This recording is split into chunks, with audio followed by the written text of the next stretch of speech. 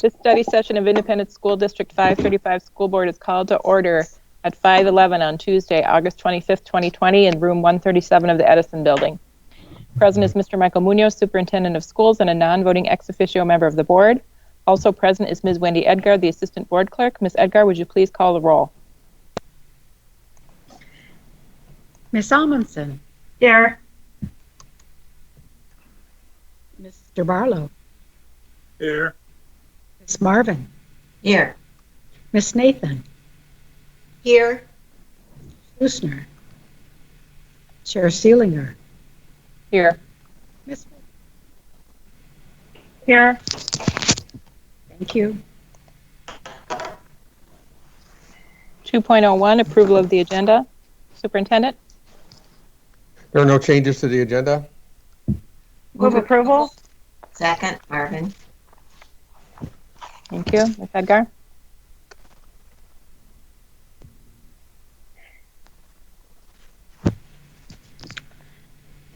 Ms. Amundson. Aye. Mr. Barlow. Aye. Ms. Marvin. Aye. Nathan. Aye. Chair Seelinger. Aye.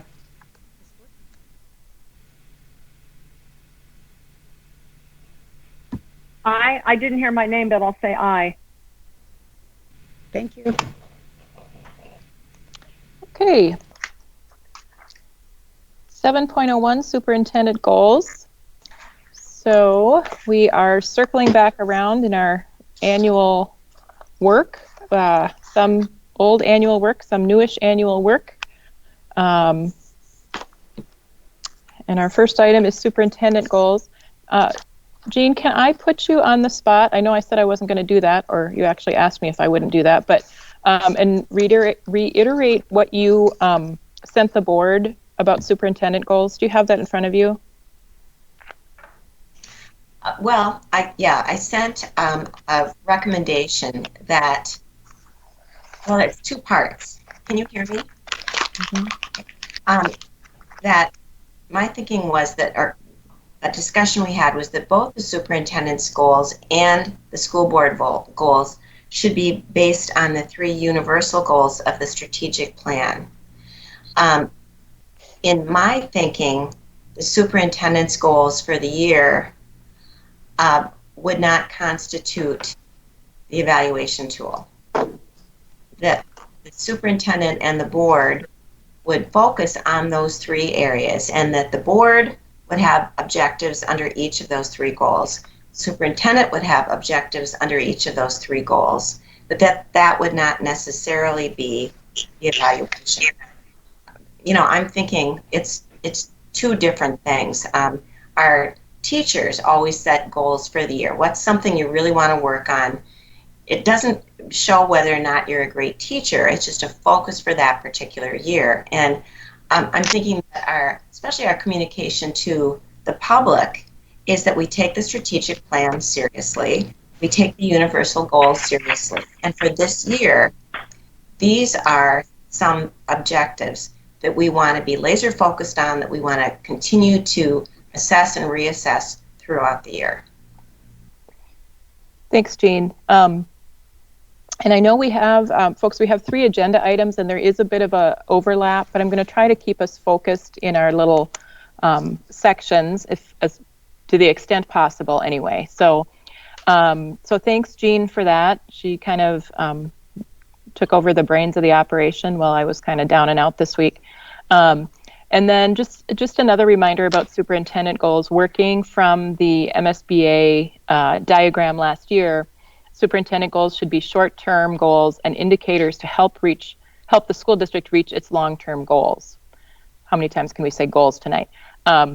So just kind of wanted to ground it in that. And we started last year with those universal goals from our strategic plan, the access and equity, student achievement, and accountability. So that's sort of where we wanted to begin the conversation. Superintendent, did you want to say any introductory remarks about that, or do you want us to just kind of jump in and start sussing things out? Yeah, I don't have anything to say at this time. Okay, thank you. Kathy. So that we can boundary, I guess, this discussion, I just want to make sure that I'm clear, because as we structured the process last year, we were following what was in the superintendent's contract that said that by August 31st, we have to approve at least 3 annual performance goals for the superintendent, and that the evaluation should consider the superintendent's progress on the goals established. So I guess I just need a little clarification about how, the goals last year for the evaluation were tied to the 3 universal goals. So I guess I need a little bit more clarification on how we're delineating the difference between the goals that would be used in the evaluation and these aligned board superintendent goals.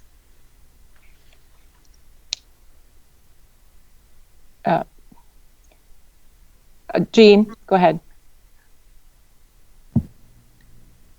Thank you, and that's a good question, and this meeting could get forever long. So again, this is just a suggestion that we could absolutely use the same goals as we had last year. My way of thinking is that we need to set up the goals now, one for each of the universal goals, and the superintendent clearly has the right contractually to have quite a bit of input into what those goals are.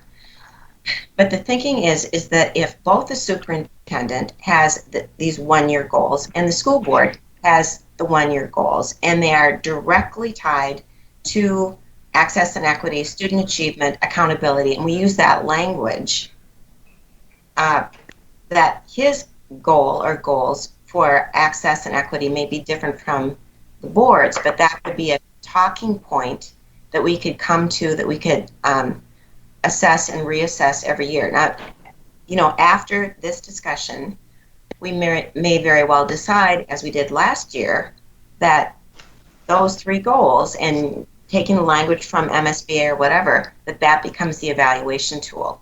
Or we may decide it does not, and that those are going to be separate or include part of the evaluation tool, but not the whole thing. And clearly we haven't gotten to that part of the discussion yet.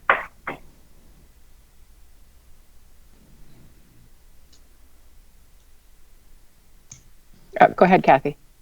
So it sounds like that in either case, putting the evaluation tool aside, the evaluation tool we used last year, it starts with goals, right? Because you start with the goal and then you develop the evidence and then you identify the standards and elements. And the idea that is on the table involves developing goals. Right. So maybe instead of figuring out whether they should be superintendent evaluation goals or superintendent other goals or board goals, maybe we should just start talking about some of the topic areas in each of the 3 universal goals that have been bubbling up for us or are important to us as board members. I think, to me, that makes sense. Yep.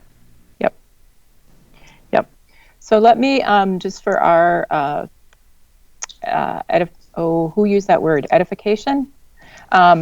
Let's start with access and equity. I'll read this for because we don't have anything up on the screen or anything in board docs. So under our universal goals, access and equity, make educational equity a reality by ensuring every student experience high quality teaching and learning in a culturally responsive environment. Kathy. Sorry, I'm taking my hand down. Oh. So last year, our standards here were in the under the categories of student support and ethical inclusive leadership.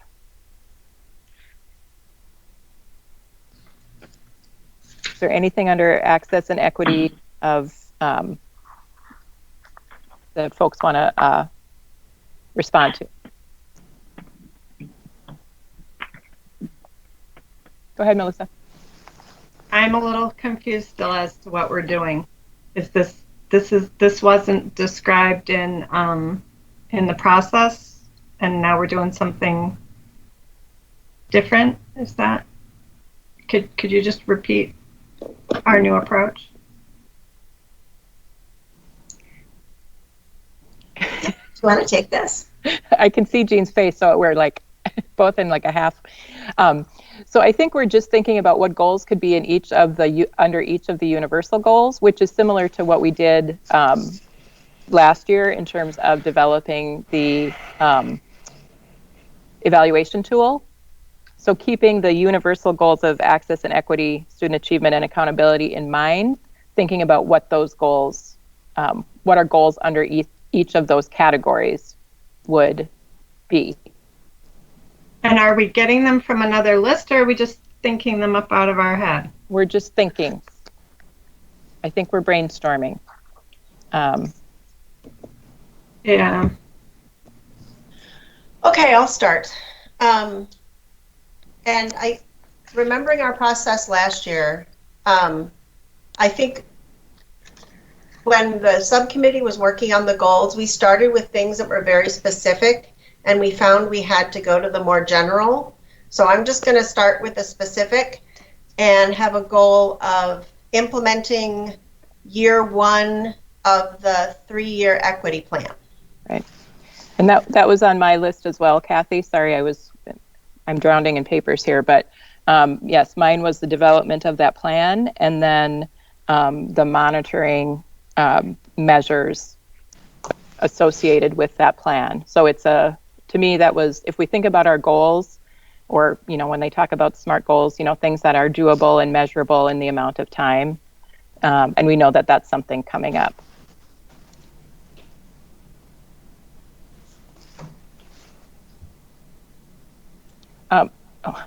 Folks, if you could, I'm taking notes, so if you want to just start talking, I would actually prefer that you did that instead of raising your hand, because I'm not watching the thing super closely. So, Jean? Okay, I think that's a good one, implementing the first year of the 3-year plan. And as we discuss this, again, we have to keep in mind that Mike has input into this too. I mean, it's part of his thing. So I wonder if our goal, there it is again, for tonight is to just come up with sort of an outline of what we'd like this to do, and then have another conversation with Mike after he's had more time to think about what are the things that he really wants to accomplish in the next year. I think getting input from the board is clearly important, and if we agree that that implementation is a big deal, that's an important message for him. I would just interject here that the individuals that are working on that equity plan, they have goals, but they have not created action steps on how to accomplish those goals. They were told to increase have more individuals involved in that process, and to my understanding, I don't know if that has started yet, but they do have goals, but there's not action steps on what needs to be done to accomplish those goals. And I do know we have another call, I think it's actually tomorrow, with the MAP Center to continue that conversation with them. Mm-hmm. Mike, do you feel that though with that that plan that will get continue to get fleshed out and developed over the next year, whether we're talking school year or Yes. in the next 12 months? Yes. So I mean, I would imagine that you have some it's being worked on, and so your accountability is to make sure that it's at a certain point in X amount of time. Yeah, I would say, that we would have to have action steps in place for each of those goals. I can't remember exactly how many goals there are part of that plan, but I do know that we felt that we have our equity and access is one of our strategic goals. So we have a subcommittee that's been working on that piece. So we felt that it was important that those individuals get together with the individuals that created the equity plan, because there's probably some overlap between what the equity and access strategic plan group has been working on and what, like I said, they just have goals started on the equity plan. Okay. Right. And for me, some of a plan, even whatever kind of plan you call it, strategic plan, is having a solid foundation in order to kick off the plan, because if you start it without knowing where you're going, it's less likely to come together. So, John, did you have something? You're leaning forward, so I'm catching your eye. Yes. I appreciate you noticing my lean in, but don't misinterpret my lean out. Nope. Okay, thank you. Well, words are important. I appreciate the clarification the superintendent is providing, because we use the word implement. He's saying we're really not at that point, and there's still some developmental things occurring before we can even talk about implement. And so I think it's important that at this point we're, walking together with the same understanding versus leaving the conversation and a year from now having different levels of expectation. So I guess I just want to be sure, are we married to this word implement, or are we being more considerate of what the superintendent just said? And maybe another word, don't ask me what word, but perhaps another word is more reflective of what we are hearing and what we are desiring to see occur. How about demonstrate? I'll give you reports. Oh, sorry. Go ahead, Mike. Yeah. For example, one of the goals, this may not be the exact word, but it's increase our staff of color by a certain percentage. And obviously you'll measure that by that percentage of staff of color, but there's nothing yet created on what are we going to do to reach that goal. So that's the work that needs to take place. I agree with Don. Maybe the word implement is probably the wrong word. Somehow I would say by the end of this school year, the plan is completely done. We have the goals, we know how we're going to measure it, and we have the action steps that will take place in order to accomplish that goal. So I just want to, speaking of words being important, I just want to be clear that we're all talking about the same thing, or at least that I'm clear. So when I was referring to the 3-year equity plan, that was the one that primarily involved hiring additional equity staff to meet that piece. And I see. I misunderstood. Right, but I know you're also talking about the equity and access piece of the strategic plan that you presented to us in August, that you've been working on with this equity and access strategic plan group. But there's also another, what I thought you were referring to is we have a district equity plan that some individuals have been working. Oops. Lost you. Oh, you muted, Mike. Sorry.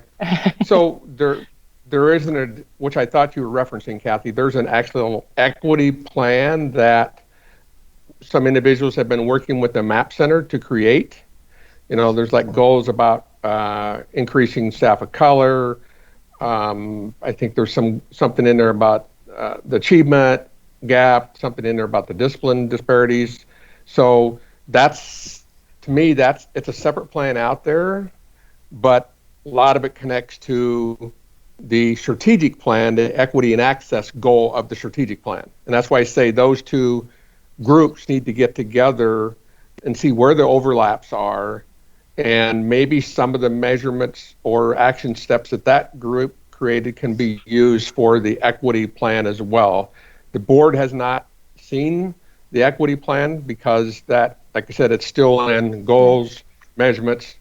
How are we going to make it happen has not been completed yet. So I guess I didn't understand you were referencing, I guess I wouldn't call that a plan. That's whatever it is. It's something. But when you said plan, I was thinking you were talking about the one that other individuals have been working on.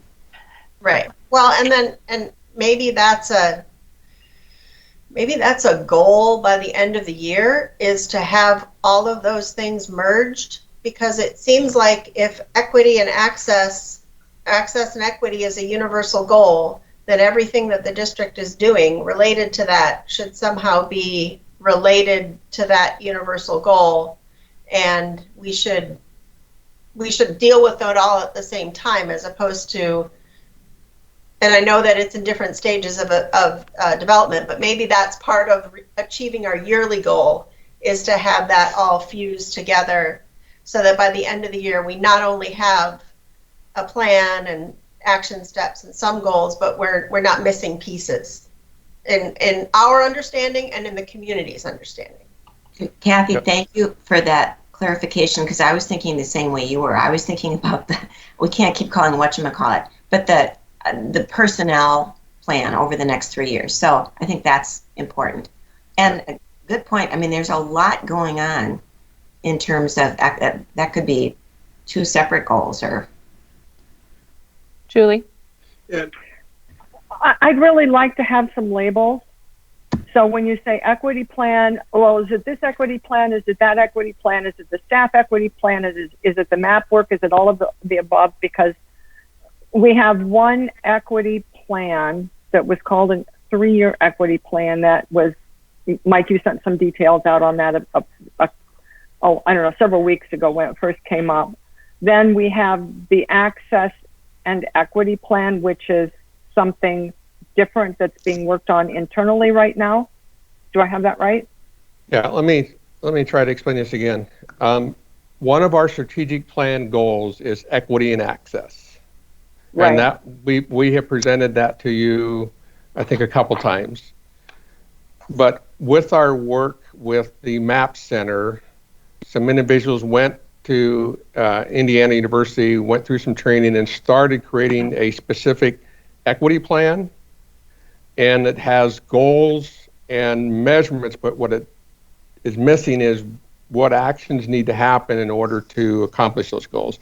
But as I look at that plan that group has been working on, there's some repetition in the group that's been working on the strategic goal of equity and access. So we need to bring those, like Kathy suggested, we need to bring those together. So that's why I suggested those groups need to get together, and why have 2 separate plans when we could probably merge them together. But then, as Jean called it, that's kind of a 3-year personnel commitment to equity. I don't see that as a plan. I see it as a personnel, but there could be a goal specifically on the 3-year personnel plan that we shared with you. But I got confused when Kathy said equity plan, because that's something different. I don't see the personnel one as an equity plan. I actually see it as maybe an action step to help us accomplish some of the goals. Okay.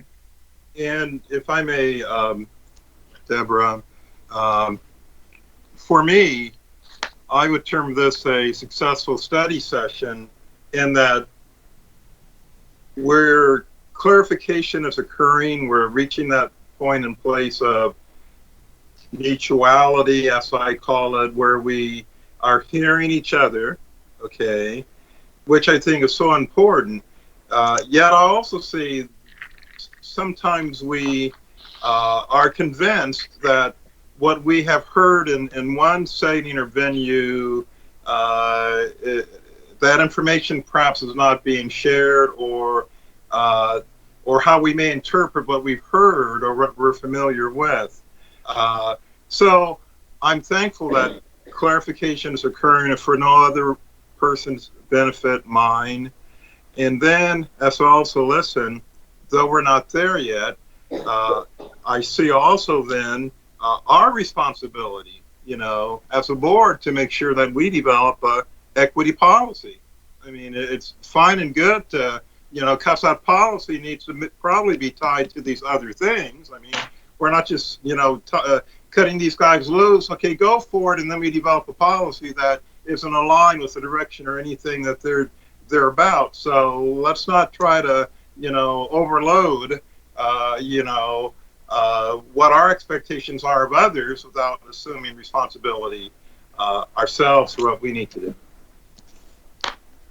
So if if we were all here together, I would have had Wendy put up the whiteboard because, you know, I'm the visual. So I made a little visual just for myself, but so I have our things. So maybe really the best word to use is an alignment, or maybe there's a better word than alignment, but it's you know, aligning of all the equity work in the district, or maybe a better word than alignment, pulling it all together. Thesaurus, I can't think of. Yeah. Well, yeah. I like that action. I like the action verb, alignment, but I guess my question for Mike is, and I try to think when I'm writing my goals, by the end of this school year, I'm trying to begin every goal I write by then, because that's really what we're talking about, is the goal for the year. So by the end of the school year, we will have an aligned district-wide equity plan. Is that fair? Yes. And it won't be just a plan. It will have certain components, right? Because you're talking about developing goals and steps and measures. And do we expect that by the end of this school year, any part of that plan is intended to be implemented? Yeah, I would think, you know, we're not going to sit and do nothing. I mean, we'll continue to be doing the work, but, you know, the plan prior to knowing how we were going to start the school year, with the hoping that we would all be back in person, everything would be just awesome. We were going to present the plan itself in fall, and then come back again the second time to show you here's the action steps. Because like I said, right now it's just I'm thinking there's about four to six goals, and then there's actually how you're going to measure those goals, but they just haven't had time to work on so what are we going to do differently, or what are we going to do to accomplish those? So, but the intent was to present that equity plan to you as it is right now, so you would know that we're working on that, knowing that we'd have to come back later after we have the opportunity for those two groups to work together, and making sure we're not duplicating things, or, you know, have two separate equity things out here. Right. And the only reason I ask the question is to set reasonable, I guess, when you're setting SMART goals, one of the ones is setting reasonable expectations. So I wouldn't want us to say we're going to have this complete aligned plan and our expectation is going to be fully implemented in the first year. Yeah. I want us to have an opportunity to set that milestone so that we're all clear to each other, where we both believe what can be accomplished in the year, and then that helps our expectation of measurement and reporting back, and what the community can expect to see. Yeah, I would say what we can count on is that we would have the work aligned. But I also want people to understand that doesn't mean that we won't be doing any of the work this year. Right. We're not going to wait Right. till the following year to start doing the work. But I would say reasonable expectation is to have it all completed by the end of the year, the plan itself completed. And then, you know, you bring up a good comment about, you know, the SMART goals and reasonable. That's another thing that we have to revisit some of the goals too, because there's some percentages that maybe not realistic to accomplish in a year's time. For example, I think what it said, increase our staff of color by 10%. That's, you know, that's a couple hundred people. So, you know, accomplishing that in a year is probably not realistic, but so we need to revisit some of that. But at least the goals themselves and the measurements are there. The group may have to look at the percentages to see if that's a realistic goal, you know, percentage to try to accomplish in a year's time. Do you think it's reasonable to also know by the end of the year which goals you worked on this year, Oh, and yeah. then a time frame for what you're going to know which things you're not going to touch until a later year, because you're going to know what you have to do first. Yeah. But maybe part of the goal is to know what that implementation time frame is, so that, like I said, we know what you're looking to work on this year, versus it's in the plan, but you're really not going to see any work or any progress on it until year 2 or 3, or et cetera. Yeah, I think the comment about seeing real progress to year 2, I would say what we would be able to, I don't want to put, well, yeah, in 2 months we can have it all done. Right. Because, 6 weeks from now, if we're making a shift in our learning model, that puts a little wrench into things. So, but I would say what we could do at the end of the year is say, all right, here's our plan for the next 3 years. Oh, but by the way, during this time, we accomplished these things. Mm-hmm. Yep. So, thanks. Oh, Melissa, go ahead. I think some of that could be addressed by just changing the wording slightly. If we want to get to 10%, but we don't necessarily have a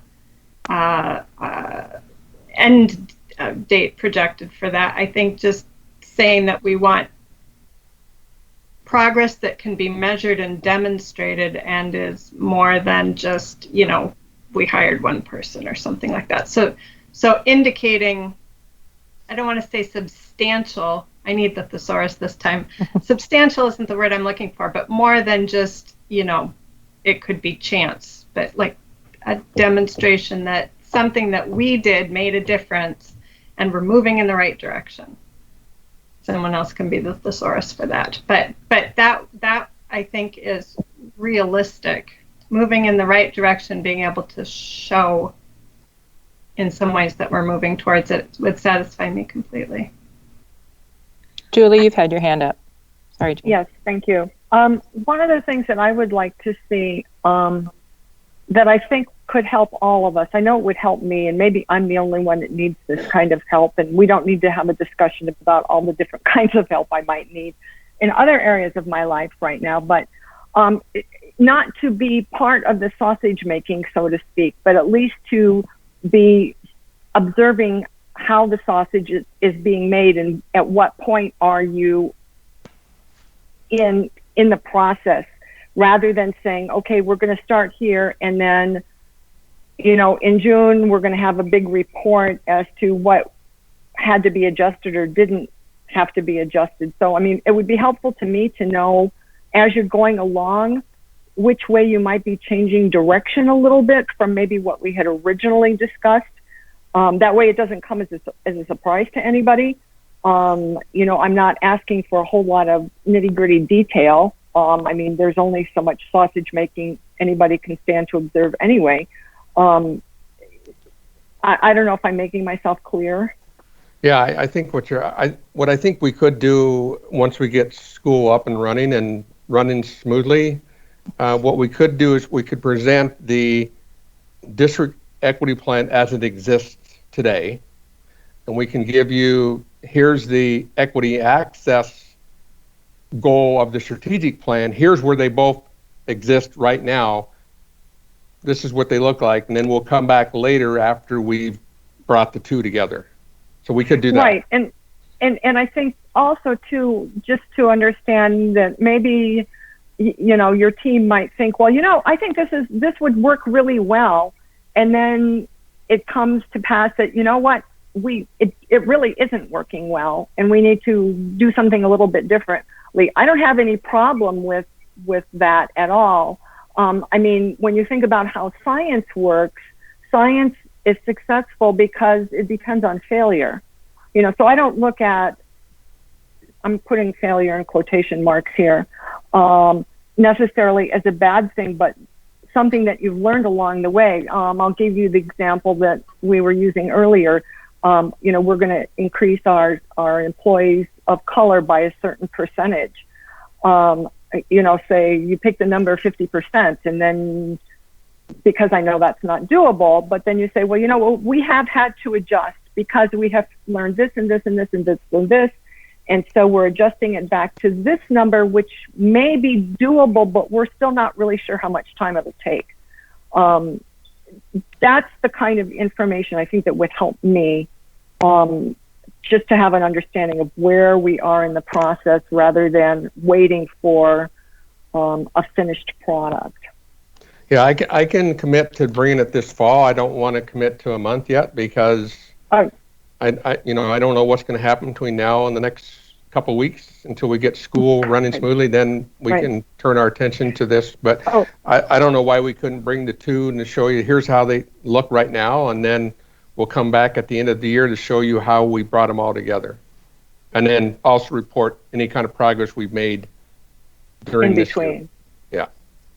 Yeah, no, and I concur completely with the start of the school year and getting things rolling along. I mean, because you all certainly have a whole lot more on your plate than you ever thought you would have to deal with. So I don't see this for me as being this is not the number one priority for me to get information on. Number one priority for me personally is that we make sure that our kids are back in school and things are working well. And I know that's incredibly time consuming. And there's a lot of frustration that's going on from everybody. So I want to commend you for the work that you've been doing on that, because I know it's been stressful. All right, thank you. Jane? Okay. When you're pointing, I don't know who you're pointing. Thank you. There's that. Okay, two things.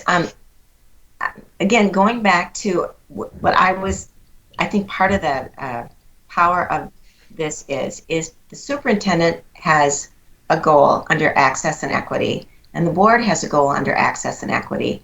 We can have these conversations, and they don't need to be PowerPoint, they don't need to be formal presentations, but as the year goes on, we can share that information, keep it a focus, what's happening, what's challenging things, what progress is being made.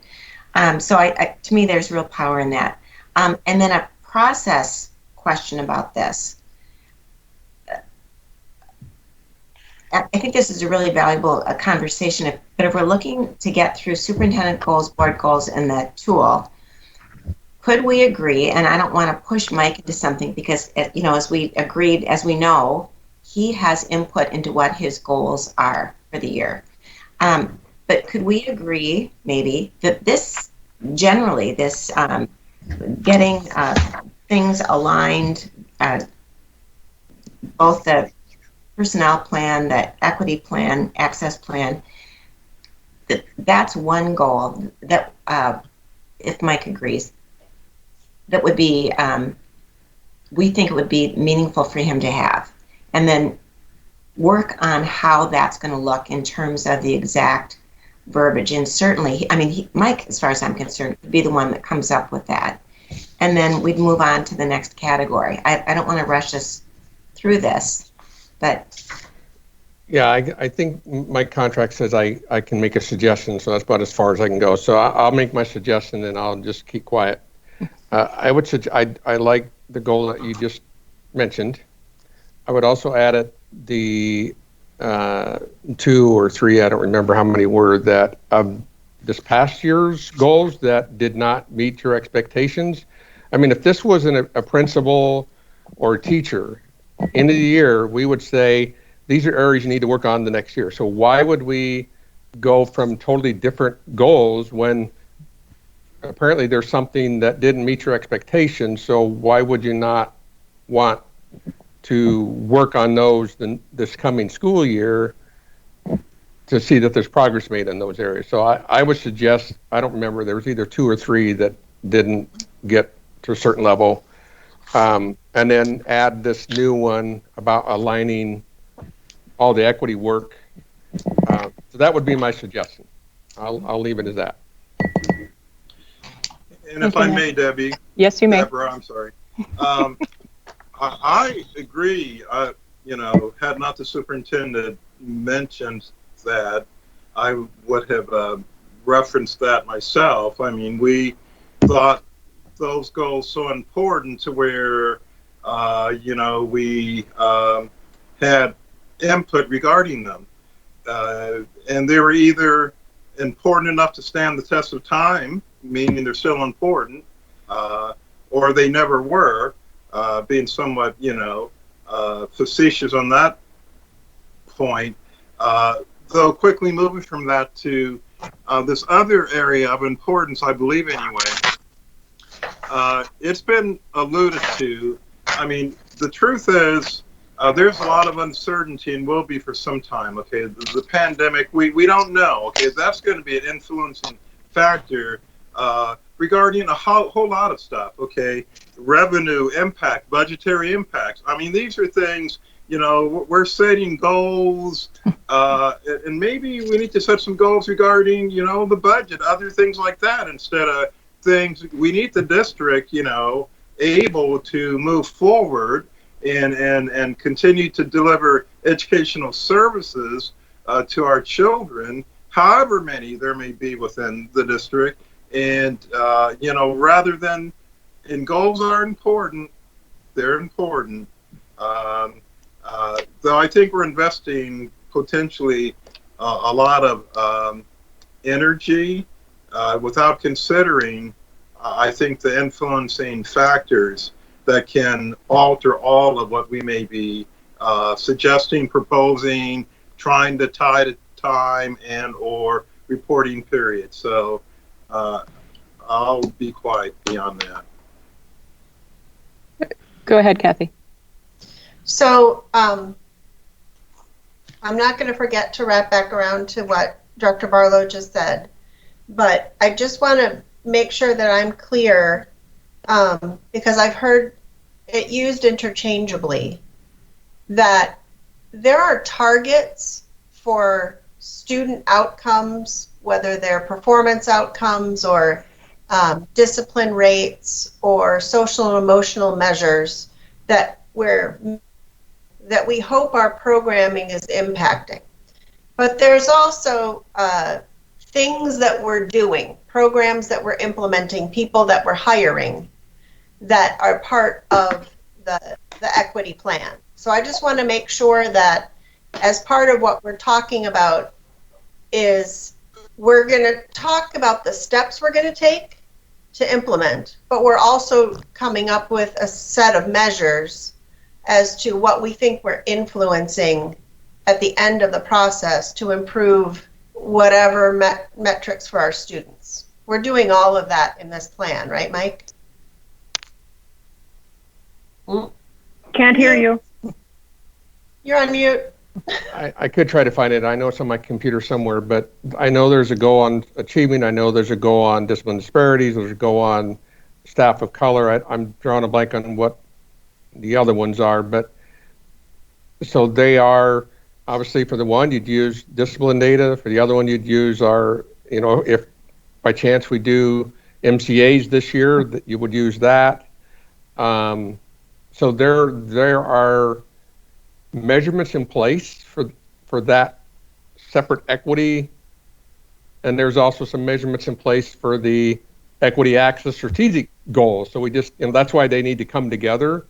But I do think what would be important for the board, that is that all you're going to use to measure the success of the system's equity work, discipline disparity, achievement gap? Are there other things that the board wants us to consider as a measurement for the overall equity work of the system? I think Kathy, at a past meeting, you mentioned something like that, and I think we're the group. I think there was only like four or five individuals that started doing the work with the MAP Center, and they didn't have a knowledge of some of the system stuff. So I think they went to automatically, achievement gap, the MCA scores, they went to the discipline. So they didn't think beyond what we traditionally always go to, for measurements. So I think if there's others that the board would like to include, then that, maybe at a future study session, spend some time on how do we want to measure our overall equity work beyond the traditional, is it how many students of color take AP courses, or how many have access to extracurricular fine arts. I mean, there's so many other ways you can go than just the always traditional ones that people immediately go to. That's great.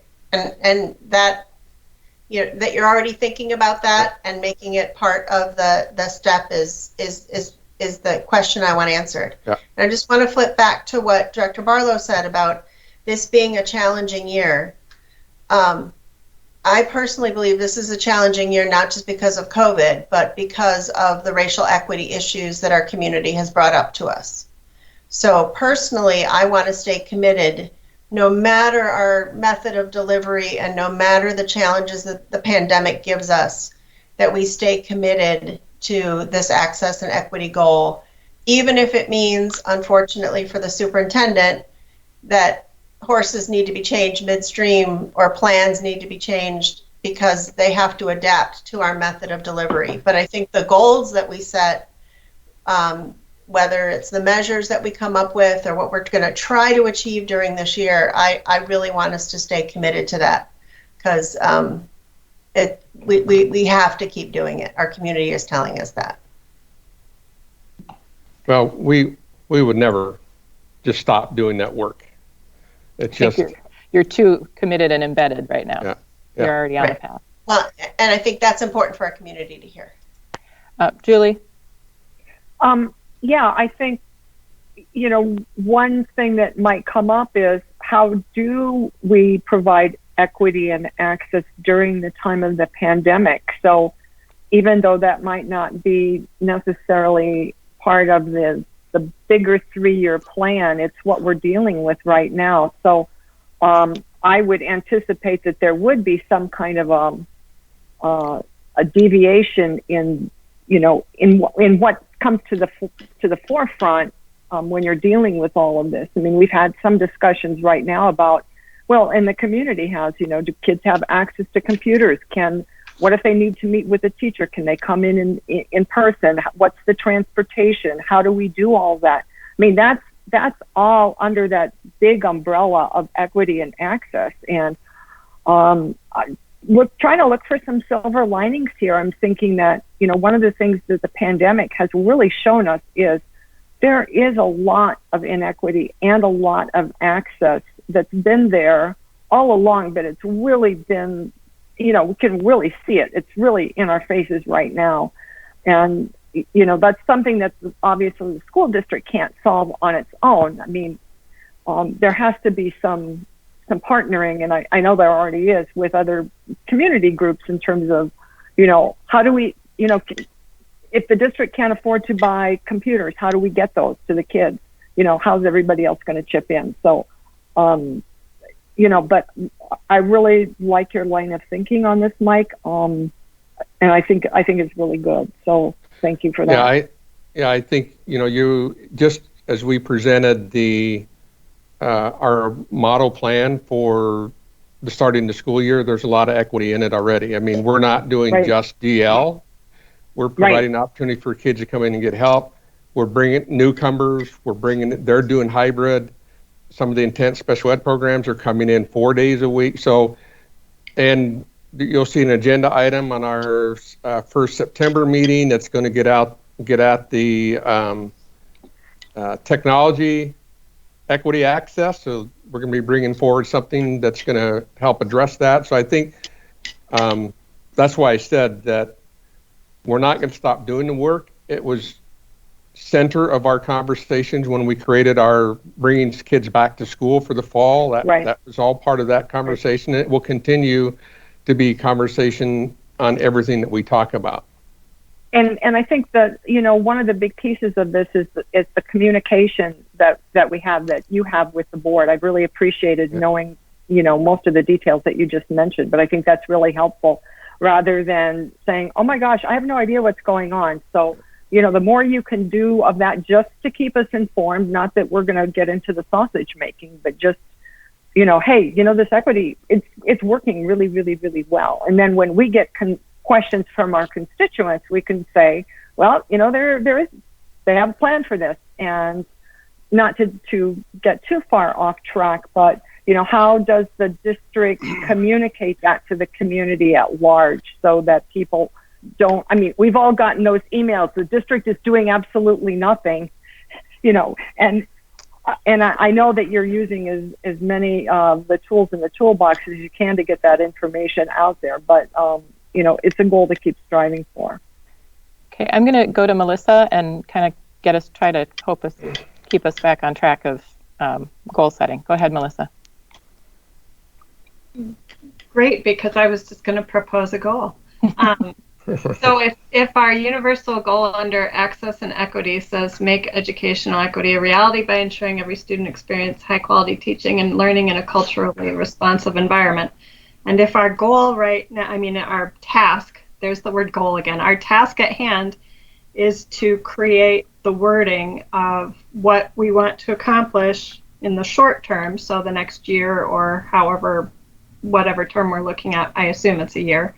Can we say something like make educational and equity a reality by ensuring every student experience high quality teaching and learning in a cultural responsive environment during periods of change, which is, it really is the biggest thing we're facing right now, is the distance learning hybrid dealing with the virus. If we just took all that wording and tacked on to the end during this particular episode we're going through, and then the indicators of progress that we come up with under that particular goal can list some of the things you just talked about. We can get data on, how many of those kids we're making special arrangements for. It impressed me, at least, the idea of kids signing up and saying, I really need to go into my secondary building for personal assistance, contact us, and then we're going to figure out a way to get them, even if it's not on their regular transport. Just that is an incredible success, that we're creating new systems, that we're being responsive to individuals when we have, almost 18,000 students we're trying to deal with. It's incredible. So if the evidence of progress was a progress report, so to speak, on the innovative things we're doing and the problem solving that we've been able to come up with these brand new solutions, that to me is an incredible success. And I would feel good both on the superintendent goal side of things and the school board side of things that we were able to accomplish that this year. Melissa, I really appreciate that. It was a very nice summation. I like the words that you were using, task, the indicators, how our new systems are being responsive, and a progress report. And I'll just kind of, try to gather us up a little bit.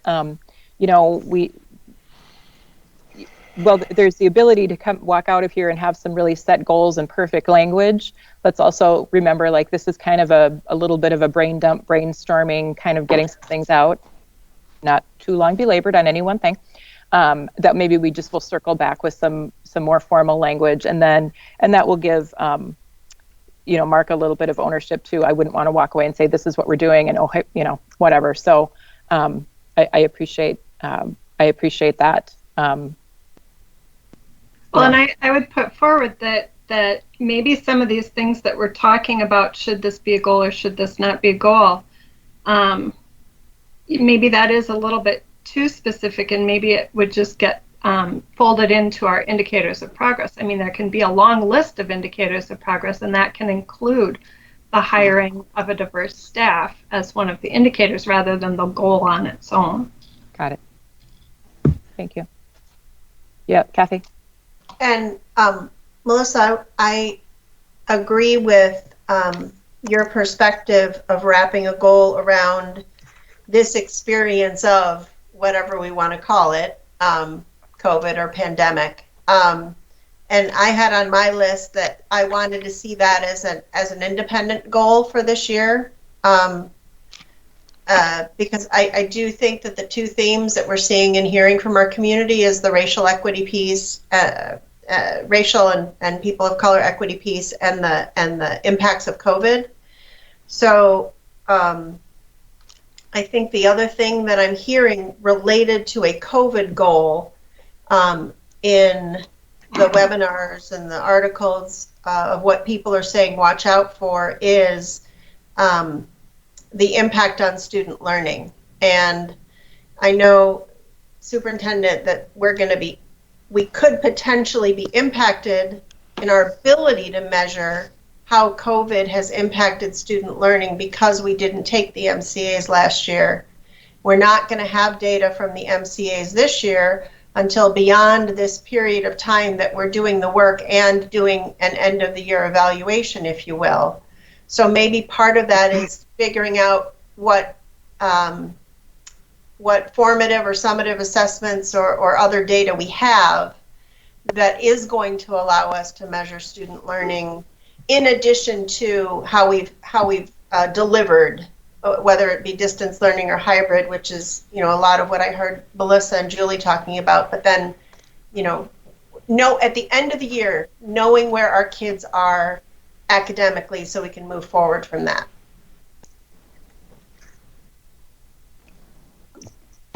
Jean. Thank you. You know, I wonder if we could almost, Melissa, use the goal you were talking about under student achievement, that we want to keep our kids engaged and give them the appropriate education and the appropriate experiences, even during times of change, And that, to me, looking at all the changes that have been made to accommodate individual kids and to do what we can to keep them engaged in all of these ways. And this has really been a focus this year, that could be a student achievement measure, just all the different innovations, rather than looking at numbers, at MCA test numbers, for instance. Well, maybe some of the measures would be how many students, you know, use our mental health services or availed themselves to some of these other opportunities that that could certainly be come up with. And the different ways that we're doing that. I'm also trying to move us to keep moving us. I caught that, Jean. Well done.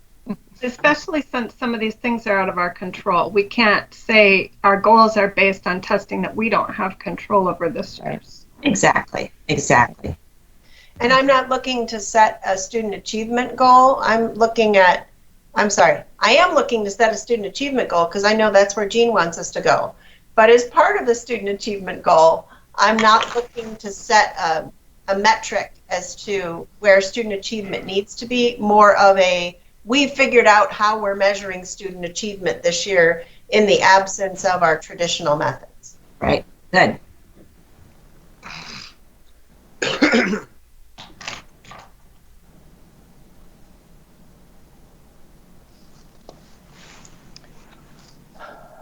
So are you good with that, Melissa, about maybe using it as a student achievement goal?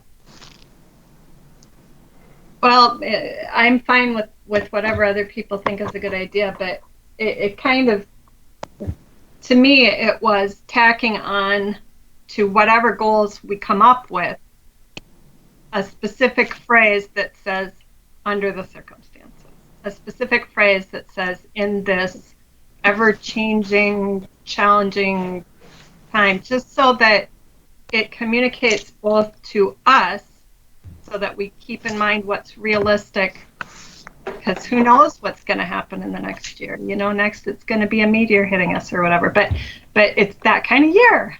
But no, what I'm saying is so that we remind ourselves that times are special and our responses to them have to be as well. But to communicate that to the public and to our staff as well, that we realize that this is not business as usual, and that we celebrate the immense amount of work and ingenuity that needs to go into these new solutions, and that will be considered, and that if and when things return to normal, we will pick up the normal, but this year is special. So I thought whatever goals we come up with, even if we just took the universal goal wording as is, and then, you know, worked on what the indicators of progress were, but take the universal goal wording and then tack that on at the end that says under these trying times, or whatever wording works out. Thanks. Julie?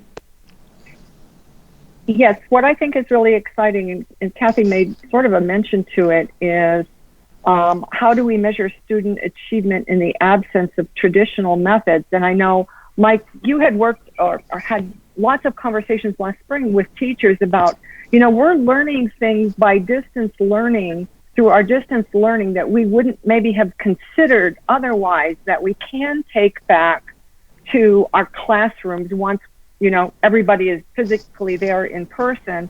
And we've all experienced the frustration of measuring a child with one test, one point in time, as a measure of whether or not they're successful. So, like I said earlier, I'm seeing a lot of silver linings in this that we can really move forward with, and it could be I'm looking for it to be a really profitable, exciting time as we really, informally look at how have we been doing things. We have to do things a different way now, but maybe the way we're doing these things now, because we have to, can also, or should be incorporated to back to normal.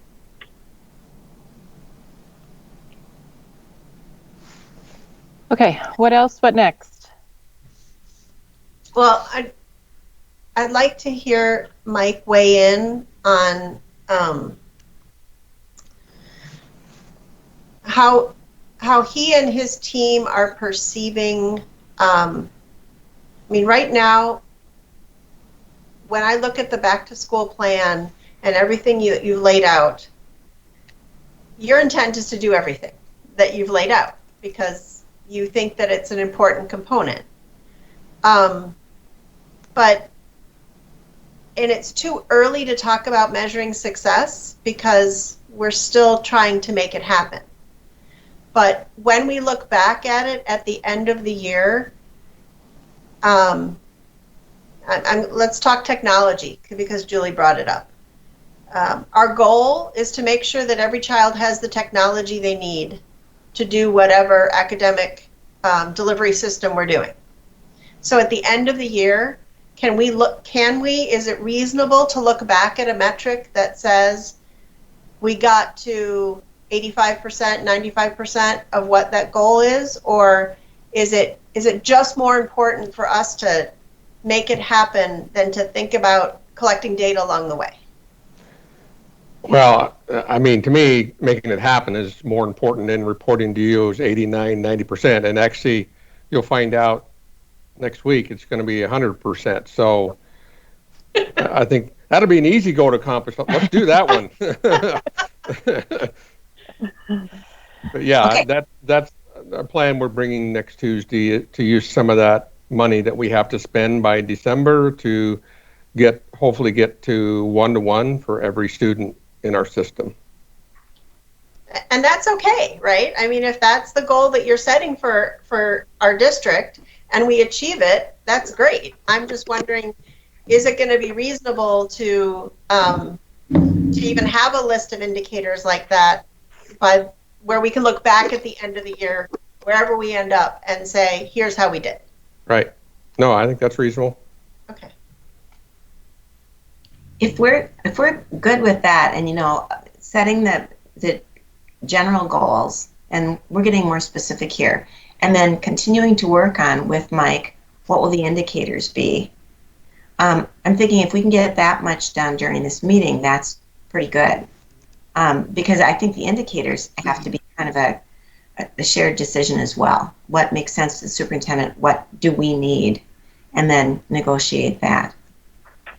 So and maybe at the end of the meeting we could talk about how that's going to work. But I'm feeling good about getting through these. I'm also feeling good that if student achievement is one of the goals and Mike's already done it, well, hey, win.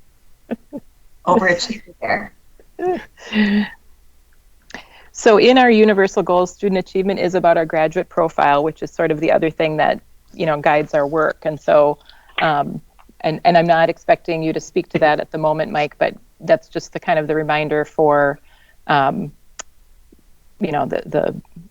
big picture reminder of what that goal is about. And then the accountability is also fulfilling those pieces of the graduate profile, and then also incorporating the community into that. So I'm trying to think. Well, see what I else can, there. Go ahead. I'll say, I mean, that's a perfect example. You know, we've been working with the ICLE, or which is Dr. Daggett's organization, and once we got into this pandemic, we shifted our focus to distance learning instruction, and that's how we're actually providing some sessions for staff on that this back to school week that ICLE is. So we've kind of put the graduate profile, the rigor and relevance. It's still, you'll see once we put out our expectations, maybe expectations, that's the right word, but guidelines for teachers on distance learning instruction, you'll see rigor and relevance in there, but really as a district, we've focused our attention on providing support for teachers to do distance learning. You know, we got thrown into it in the spring, and it was kind of, here it is, do it. So our work shifted a little bit with Dr. Daggett's organization to focus more on distance learning instruction, and they're going to be providing coaching sessions with our administrators to, for example, jump on to a teacher's Google Teams, or no, it's not Teams, that's Microsoft, Google Meet actual lesson, and then observe it with an administrator, and then have a conversation later with that principal on what kind of feedback would you give that teacher on that distance learning lesson. So kind of what we were doing when they were coming in person and going into classrooms, but now it's been more focused on what is good distance learning instruction.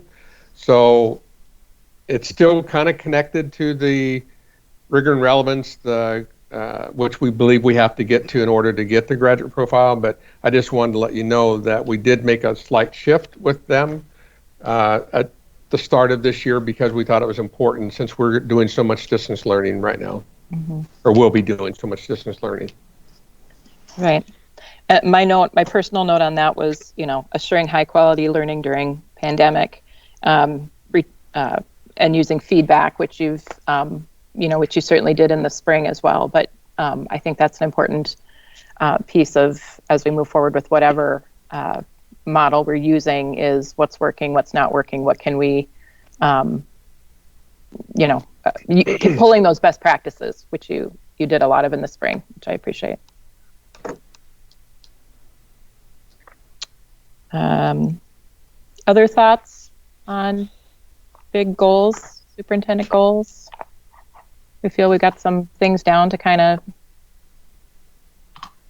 Well, if we want to assign everything, not everything, if we want to connect our goals to each of the 3 universal goals, I feel like we've had a good talk about access and equity and about student achievement. In that the student achievement goal language is providing the teaching and learning environments. So that to me is that front end piece about all the things that we're implementing. And maybe the accountability piece can be that, how did we do, right? And I don't know, Mike, if it's reasonable to align the graduate profile components to, I mean, I know you're thinking about them all the time, and you may have shifted from developing, but when you're, all the things you've talked about in implementing this back to school plan, I could probably make a list and tie them to a piece of the graduate profile, because it's covering the whole scope of all those things that we want for our kids. So is it reasonable to look at our accountability in the context of those graduate profile components, as opposed to just a metric the way we've described it in the past, but then start linking the conversation to the graduate profile names or areas, kind of like what you did with that dashboard last year?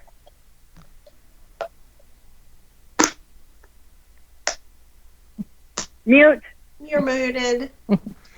I'd have to. I always forget that. I would have to think a little bit about that, and probably have a conversation with cabinet about that.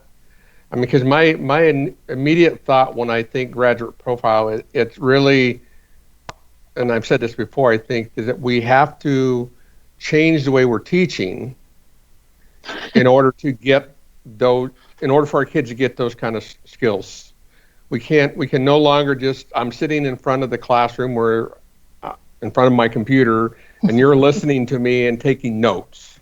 That's not going to get at collaboration, communication, all of those things that are part of the graduate profile. So it's really trying to change how we teach. And I kind of back to what Julie said earlier, I think what we learned in the spring, this pandemic has forced us to change the way we teach, which is going to get at the graduate profile, but I don't know what we would use to demonstrate that, besides, when principals go into their online lesson and observe, but I don't know how you could put that together to a district report on, there's not a lot of, it'd be more, this is what I observed versus, concrete thing that I could show you to measure that our instruction has truly changed to get at that graduate profile. Does that make sense? Melissa? I think student and staff survey with a benchmark at the beginning of the year and again at the end of the year, something like that would get close to it. How do you feel your skills are here? How do you feel your skills are at the end of the year in each of these categories? It's still subjective, but you can make it numerical and measurable by turning it into a rating and a survey. Or parent survey too. What are you seeing in your kids? Yeah. That's where Melissa. That's where I immediately went to. Very similar, if you remember, when we surveyed our staff on the CLRT training, and they rated themselves on how better understanding and are they using the strategies in. I mean, I think we could do that. I just don't know. The challenge that I see is that we'd have to do that immediately upon commencing the school year so that we had a starting data point. And so we'd have to move rather quickly on that. Well, our message to staff has been just the same one that we're going to give. We gave Longfellows that when we start the school year, your first step is to start building a relationship with those kids and not immediately hammering at the content so hard right away. It's more establishing those relationships first, and then you can work your way into not that we're not going to do anything, but your focus is building, because these are all new kids, and some of these kids you didn't see them last spring, so they're brand new to you. So we need to spend some time building relationships. And I get teased a lot because I use this example, but it's some of us that are old enough to remember the Fram oil commercial, pay me now, pay me later. Either change your oil or you'll pay later, putting in a new engine. Yeah. It's kind of like paying now by building relationships, and that'll pay off down the road as we are hammering away the content. So that's kind of the message that we have out there, that's kind of what we'd like you to start. So I think, Melissa, we do have, we could wait a couple weeks into the school year before we put that survey out to get, to set the benchmark. I would just hate to do it right away because everybody's nervous, they're stressed out, and as what we're seeing even this week, that as it's getting closer to that day when kids are going to start, you're either going to be on a computer with them or they're going to be in the building. We're starting to see some nervousness and, how's that really going to work? So I'd hate to throw a quick survey on them, right in the middle of that. Yeah. And I'm wondering too, if rather than a survey, or if in addition to a survey, we could have our instructional coaches or building principals or whatever, just start making lists. What are our teachers doing that's different than they did before? What seems to be working?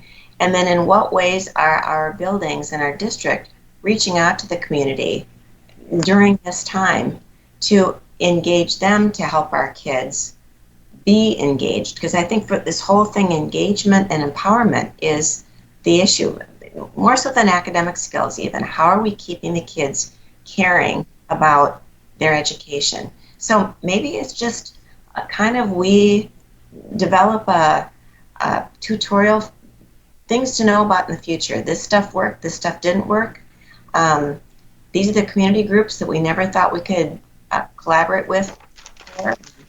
Things are working, or not. I mean, lessons learned, I think. That, for me, that's the accountability. What do we know at the end of this year we didn't know at the beginning? Oh, Kathy? So I am really pleased and encouraged to hear the potential to be able to do the survey, because it's our opportunity to introduce those graduate profile terms again to our community. And, you know, you're right, Mike. It's such a mind change and a sea change that any opportunity we get to, you know, give it in a non-threatening, not overwhelming way, it really is beneficial. And, you know, I look at the graduate profile skills, and, you know, those are all about survival in this time of distance learning and hybrid learning. I mean, if you're skilled in those areas, you're probably going to be doing okay. Right. So to be able to have them, they're very similar to some of the concerns our students have been sharing with us, and our teachers have been sharing with us, and our parents have been sharing with us. So to start the year around that conversation, I think would be so beneficial. So thank you. Okay, anything else on superintendent goals? We've kind of covered a lot. We don't necessarily have exact things down in paper, but I think we have some good ideas. Maybe we can kind of pull those together and circle back, and everybody kind of take some time to think about our discussion and move forward from there. Go ahead, Mike. Yeah, I don't think we need to do it today, but I would like to also have a conversation about the overall process of how we've been doing the evaluation.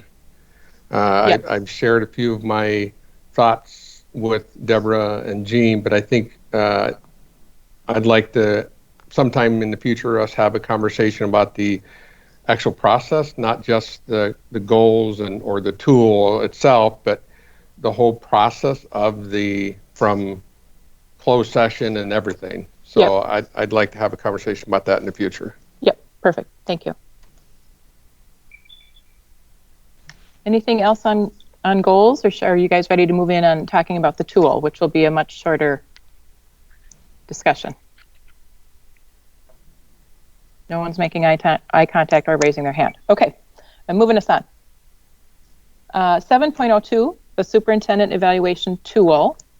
So like I said, we in talking about this, we said when we started using this tool last year, after it was developed, that we would do a little plus delta after it was over to see what people thought. And I sort of pulled apart different aspects of it in terms of the format, the rubric, the evidence, things like that. But really what it boils down to is, well, two things. Do we want to use this particular type of tool next year, and or if so, how do you know, last year we did the subcommittee to kind of generate the tool. How do folks feel about you know, having a subcommittee sort of work on that offline on you know, in a small group? So I am gonna I kind of, if you don't mind, would like to do sort of a I don't know if we call it round robin or whatever, but I'd kind of like to just kind of hear from everybody just a little bit to kind of get us started.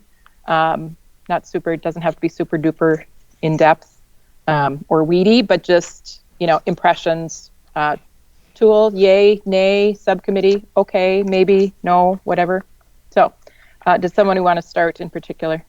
Kathy does, go ahead. Well, given that the conversation we've had so far talked about developing goals and identifying indicators or measures or evidence, right? And those are the two components that are in the evaluation tool. I'm a fan of that, because I I keep remembering what Mike said about, well, I used to give you a binder of everything. And I really like the idea that whatever evidence we use is specifically agreed on and tied to whatever we hope our outcomes are going to be for the year. And I will say that I also liked the standards and elements because of the work that MSBA did in tying those to the superintendent's Standard. competencies. Is it competencies, Mike? Yeah. That those are important, but maybe considering, can we tailor each level, right? There's highly effective, effective, developing, and ineffective to our district, as opposed to maybe just taking them from the book. That's just a thought. Okay, thanks. Melissa?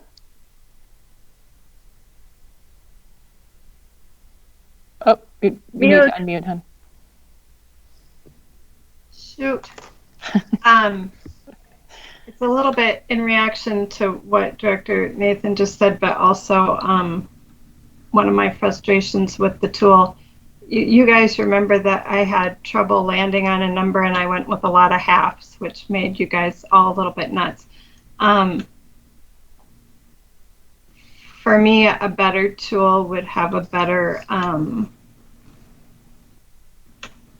clarity of it landed here, it landed there, or it needs to be both more specific and more flexible at the same time. I found that frustrating because it's like if it was good for this, but it wasn't for this, so then I had to go with the half. I guess as long as we're okay with halves or okay with maybe rewriting when we get to that point to be a little bit more specific about what it is we're measuring, rather than just taking the generic wording, then I'm satisfied with the tool that we used if it can be slightly customized. I also think, being that it was the first time that we used it, jettisoning it and moving on to something new would maybe be a little premature. It's a tool that MSBA recommends and is created for this type of purpose. I just think that we would need to customize it like Kathy said. Thanks. Don, would you like to share your thoughts? Well, I'm a proponent of the tool. Certainly, MSBA precedes our service on the board and will continue to be in existence long after. I think it's a tool that I won't say we need additional training on, because I think we're well versed not only with the tool but with the organization, because we oftentimes reference what MSBA says or what their documents call for, and I would be more committed to, if we're going to have a standard use of a particular tool, let's use the tool. If we're not, then come up with whatever we're going to use. Let's use it versus, somehow being, well, yeah, we agreed to that, but I don't really like that now. I don't think it really fits here. So yay or nay? Yes, it's yay. And I like for us to actually use the tool. Okay, thanks, Don. Julie, you got your hand up. Go ahead. Yeah, I think I agree with what Melissa said. I think there needs to be a certain amount of customization that we can do without and still remain within the spirit of the tool. What I think might help, and I referred to it earlier as sausage making, is Mike keeping touch with us and having that dialogue as we go along. So this year's evaluation to me felt like it was the MCAs at the end of the year, and there were no formative assessments along the way. So, we missed that reflection period in January, which I think might have helped things a lot. It certainly would have from my perspective. So once again, I think the communication is the big piece. I like the tool overall, the way it is supposed to work. And, I think, who used the word jettison? Somebody did. Melissa used the word jettison. We had this tool this year. We had a different tool last year. I would just as soon stick with the tool that we have and maybe tweak it here and there rather than starting all over again, which I don't know if that would be helpful for anybody. Not for me, for sure. Thanks. I like the things I liked about the tool was it was pretty straightforward in terms of design. I agree with Melissa that the rubric piece was, it was, I don't want to say it was problematic, but Jean and I talked about this earlier, the difference between having 4 or 5 choices when you rate something, and there's research about which way is best to do that. I did felt that was kind of limiting. I think the other thing that, in terms of the tool that I felt was sort of lacking, even though it did what we set out to do in terms of being focused on the goals, it didn't really get to the evaluation piece of when we look at those standards, there's, the 8 standards that include things like finances and HR and governance and all those other things that we know superintendent is doing, that we didn't really touch on those things. And so from an evaluation personnel piece, I felt like that was sort of lacking in the format of it. Jean? Yeah, and I apologize. I was kicked out of the meeting for a while. I'm not sure which one of you did that, but thank you. I thought that the tool in terms of evaluating the goals was useful. It was specific. I think in terms of evaluating the superintendent, it was miserable. And I was part of developing the thing. But to me, it was simply not comprehensive enough. To me, it was like when you're going to buy a house and you look at the landscaping and the floor plan, but you ignore the HVAC and the foundation and the decor and the appliances and the roof. I think it's way too focused on a few very important goals, but it simply wasn't comprehensive. And that was the thing that, as we were going through the process, really bothered me, that it ignored so much. Now, I am a huge believer that the board and the superintendent have a focus every year. That's what goals are. But I no longer believe that those goals should be the evaluation. They can be included, but and I've said this before, we have every staff, every teacher set a goal every year or every 3 years. But that's not the decision maker for whether that teacher gets a new contract or not. So I just thought it was too limiting. It was not comprehensive enough, and I was really dissatisfied with it. And again, I take blame for that. Go ahead, Melissa. So just to clarify what you're saying, Jean, it's not so much the format of the tool, it's what's put into the tool. Yeah. So having the rubric and having it tied to competencies or standards, or I can't remember the word they use, that part isn't the problem. No, that's exactly right. From my perspective, the tool isn't the problem. The narrow focus of the tool is your problem. Yeah. I would totally agree with what you expressed. Yeah, and I've looked at some other districts, as we all probably have, and one of them, just in their reporting, said that they went through all 8 of the standards and all the, that book is quite lengthy, and I can't imagine that we could have the capacity to do that, but I understand the tension between the goals and the sort of, all those things that don't really get talked about or recognized. So, if there's a way to sort of bring something together, I think that would be better. Kathy? So I remember when we were first talking about this last year that this was something that Mike spoke about. And I went back and I watched the study session because I wanted to make sure that I had heard him correctly. And it was exactly on this topic that we were talking about a delay in getting the goals ready for the year. And he said, well, I'm not waiting for the goals. I'm doing all these things that you see listed here. I'm going to be doing them tomorrow, and I'm going to be doing them every day. Mm-hmm. And so I went back and I looked at, because MSBA does have as part of this evaluation process setup what they call a superintendent job description.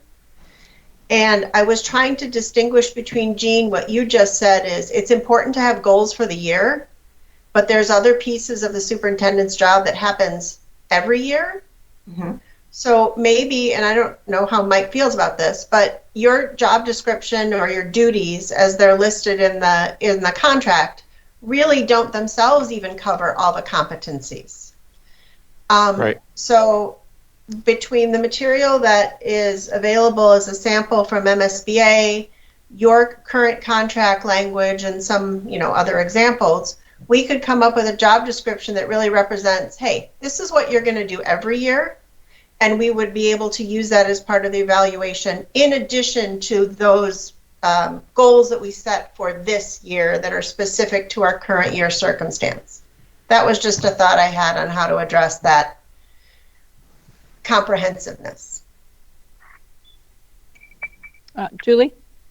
Yeah, I would see a job description like that before Mike gets too worried about this. Is it's going to be including tons of stuff he's already doing. So I think it's not a question of, we're going to just add all these other things to your wheelhouse, Mike, that nobody ever told you in superintendent school that you were going to have to deal with, but simply saying, this is what we're already doing in the district, and at least having, describe what you're doing. And then, you would certainly say, are there other things that you would like to see in that description, or perhaps we're not seeing it accurately. And then I think it would be very valuable to have just a conversation on that. Yeah, I what I suggested to Deborah and Jean, I think today's Tuesday, yesterday, that I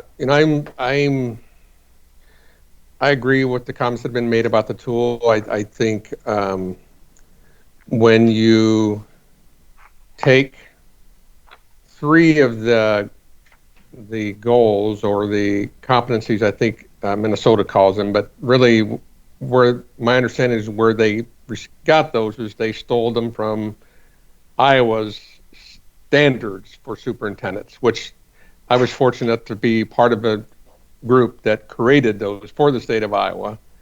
And we did that because we didn't want the state to create them for us. So we got a group together and created them and then presented them to the state. But I don't know why you could do a job description. I don't know why you couldn't just keep the broader competencies or I call them standards. And throughout the year, you're gonna see you don't need an artifact at the end of the year for that. For example, one talks about finance. Well, we give you 4 reports a year on where our progress is in our finance. You approve a budget at the end of the year. So things are going to be coming to you either at a board meeting or in a special email or a weekly update that you could, when you're reflecting on the financial competency, you can remember, oh, well, we've stayed above our 6% fund balance. That's good. We did a balanced budget. I think as the year goes, you can get data, I guess you could call it, that would allow you to evaluate those. I think there's 8 maybe competency or standards, and then there's a bunch of sub things underneath all of them.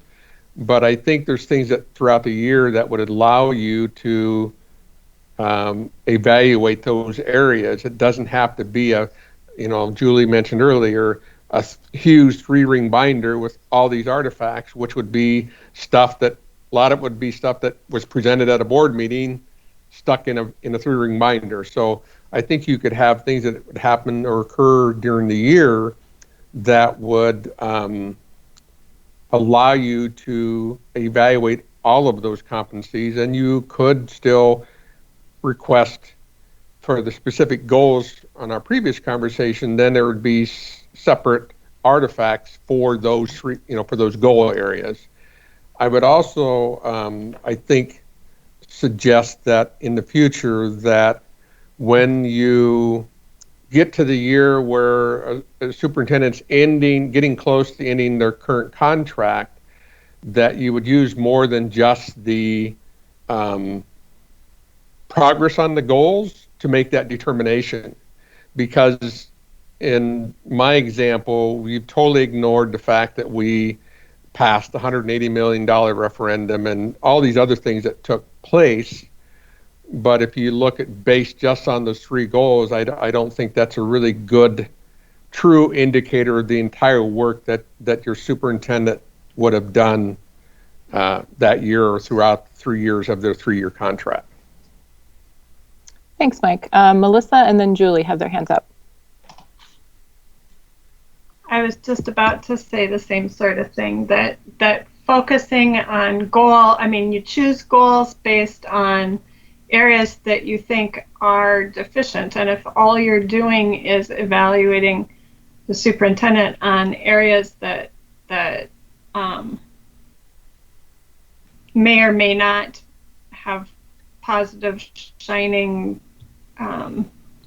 results, that it's a very negatively based evaluation at that point, and doesn't do justice to all the work that is done well during the year. But to go back to something Kathy was saying about job description, it has always bothered me that we don't have, at least right now, an actual formal document, because that seems to be an essential element of employment practices in my mind. We have some language in the contract, there's some language in statute, but what does Rochester see as the job? And I'm assuming that we had a job description at some point during the hiring process, which was a very long time ago, but if we can't dig that out of records, I don't think it's a bad thing, not in the near immediate future, but I don't think it would be a bad thing for us to make sure that is a document that exists for numerous reasons, legal reasons, as well as clarity between the parties. Yeah, I don't, it's been so long, I don't remember if I was ever given a job description during 2011 when we were going through I don't remember, but it's very similar to right now when we evaluate administrators. End of the year last year, then they worked with Jackie to establish goals for this coming school year that they're going to be evaluated on. But we're not going to allow them to tank on all the other stuff like managing the buses and all that and say, oh, well, you did great on your goals, but everything else your building fell apart because you didn't do the rest of your job. So it's all part of the thing, but we've identified some areas that we really need you to work on. So we're having specific goals for those areas, but we still expect you to do well on everything else that you're supposed to do. Thanks. Go ahead, Julie.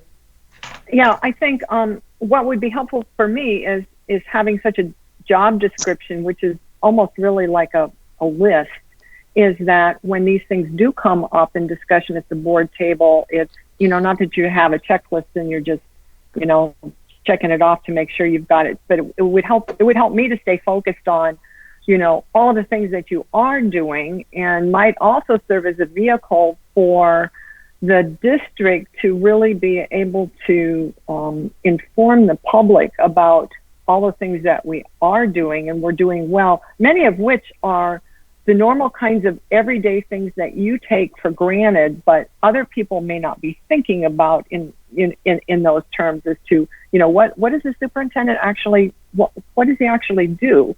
And a lot of it we would need your help, Mike, just to say, okay, in the next 5 minutes, tell us everything that you do as a superintendent. I'm joking when I say that, because it would take longer than that. But, if you could really think very intentionally about these are the things that I do as a superintendent. These are the things that are really important. These are the things that really impact my work. Then I think it would help us all to be on the same page. I know it would help me. Maybe not others, but it would help me. Mike, you unmute. Yep. Keep trying to unmute. Mike. Okay, there I am. There you go. So I jumped on Google and just see what was out there. And I found one from Bismarck. I'll just try to summarize it for you real quickly. It talks about qualifications, reports to the board, directly supervises the following. It lists looks like cabinet members. Then job goal under the direction of the school board or superintendent of the schools is responsible for serving as a board. I think we have that in our part already. But essential duties, there's one on serve as board's sole point of connection to operational organizations.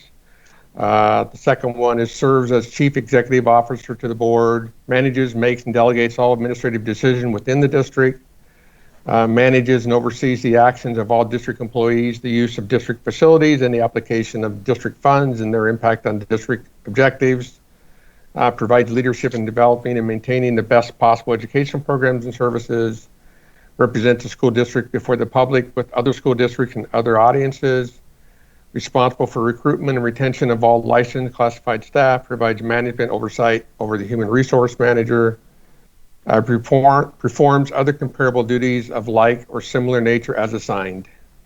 So, and then underneath all of those, there's even some more specific information, but that just one I quickly found online. Thanks, Mike. Kathy?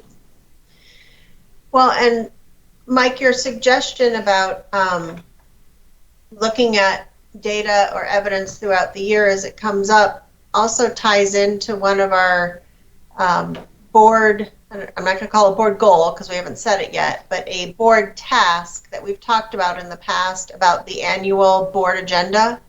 So we already have from Wendy the months of the year where certain decisions are made or information is presented. And when I look at the standards in the MSBA superintendent evaluation process, and it talks about the elements, well, we could easily tie that annual agenda to make sure that we're providing the data or evidence where it exists for our evaluation, or to have the data so that we can evaluate you on all of the standards. So we would know, for example, when a school district operations food service item is coming up, because we do the milk, approvals every year and the paper, et cetera, and that's part of that piece that you're talking about. That's the piece of evidence we can take into consideration when we're looking into that area. Yep. So we'd kill two birds with one stone. So it sounds, okay, go ahead, Jean, sorry. Okay, the other thing that I just want to make this a little bit more confusing. I think sort of the direction, Kathy, that maybe you're going towards too is that for the superintendent's evaluation, we could determine what are the things that are important in the district and evaluate those. And if those programs, if those initiatives, if whatever we decide are important are going well, then I think the assumption is the leadership is working. It could be, each department, each whatever, we could just look at the district and what does success mean in terms of the district, and then give that information. Other thing, I don't know, Deborah, if this is when you want this or not, but I'm also thinking that part of our evaluation tool for a superintendent would include input from cabinet members and building principals. I think that, to me, that is really important. And that would be personal.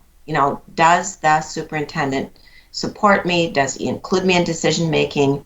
He or she does. Am I empowered to do my work? Do I have the resources I need? I'm giggling a little bit because I can see Melissa and she's making signs like she is. Her body language is her body language is supporting what Jean is saying. So it's, even though we're not in person, I'm getting a little bit of body language. So that's great. Julie has her hand up. Go ahead, Julie. Okay, so in the booklet that we used last year that has all of the stuff in it, on page 8 there is a sample superintendent job description that doesn't seem to be too onerous. But then at the back of the book, starting on page A10, there's a section called Program Requirements for all administrative licenses. And Mike, I'm sure you're really familiar with this. It's 4 pages long. But I think just, a quick perusal through that would give everybody an idea of, some of these, what some of these competencies are that we're looking for, that might help guide our thinking when we do figure out what it is we're doing. Yeah, I think those are from statute. So I'm gonna sum us up. It sounds like there is agreement that the tool is, well, not perfect, it is reasonable, and that we can perhaps make some adjustments and accommodations to make it a little bit more relevant for us. There's also some appetite for trying to look a little bit more big picture beyond the goals and looking at some of all the standards, the operational pieces, to somehow include that as well.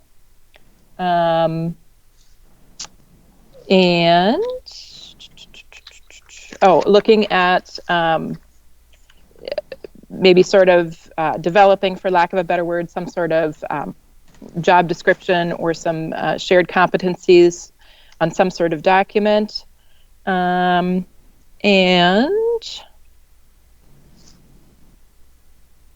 I think that's kind of the overview. So my next sort of question, and I see your hand, Melissa, just give me a sec, would be, do we want to do have a subcommittee kind of move forward with after this discussion? Go ahead, Melissa. So you had, I think it was you, Deborah, had mentioned that there's districts who just rate all of the items under the 8 different areas. Are you thinking that would be too onerous? I mean, because if we just put the numbers into a spreadsheet, we wouldn't have to read through each ones of our scores and take up a lot of time. We just do it on our own time, submit the numbers for being combined and averaged, and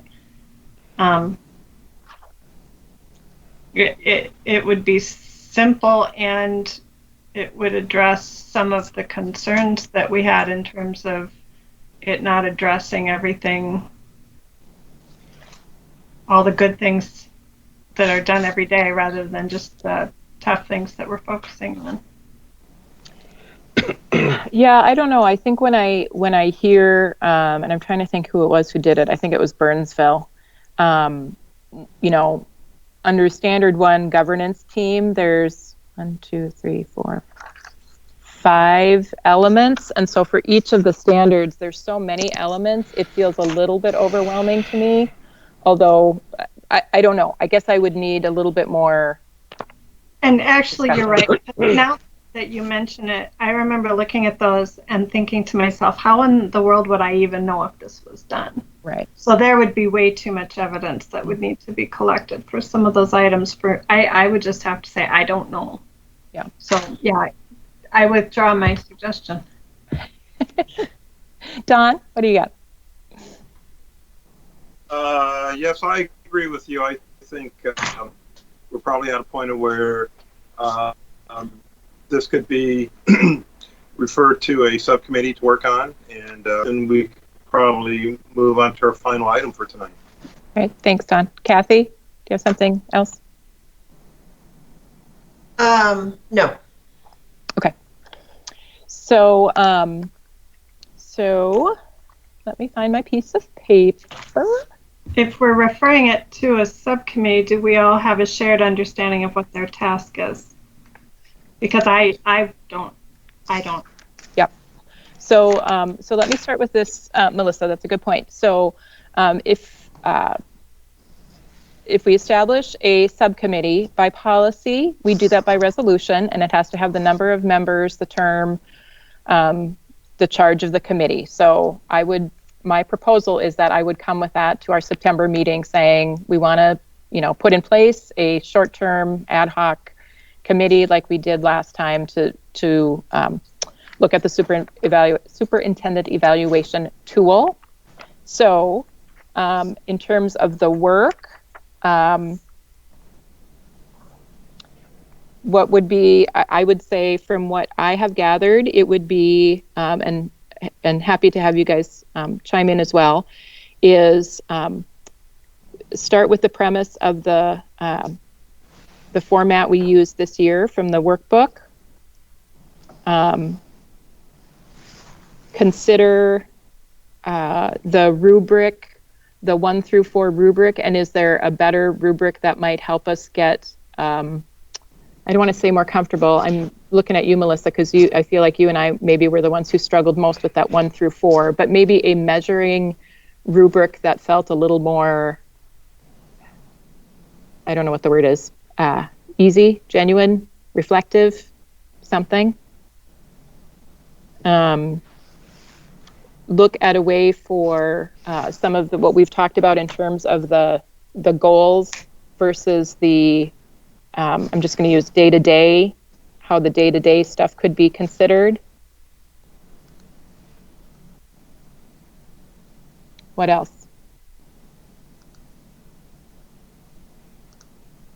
The pieces of evidence. Okay. And Deborah, Which- since you're planning on presenting this at our September meeting, that would allow us opportunity between now and then to forward any additional concerns to you, and rather than trying to come up with them at this point, because you're going to present them anyway, evening up, correct?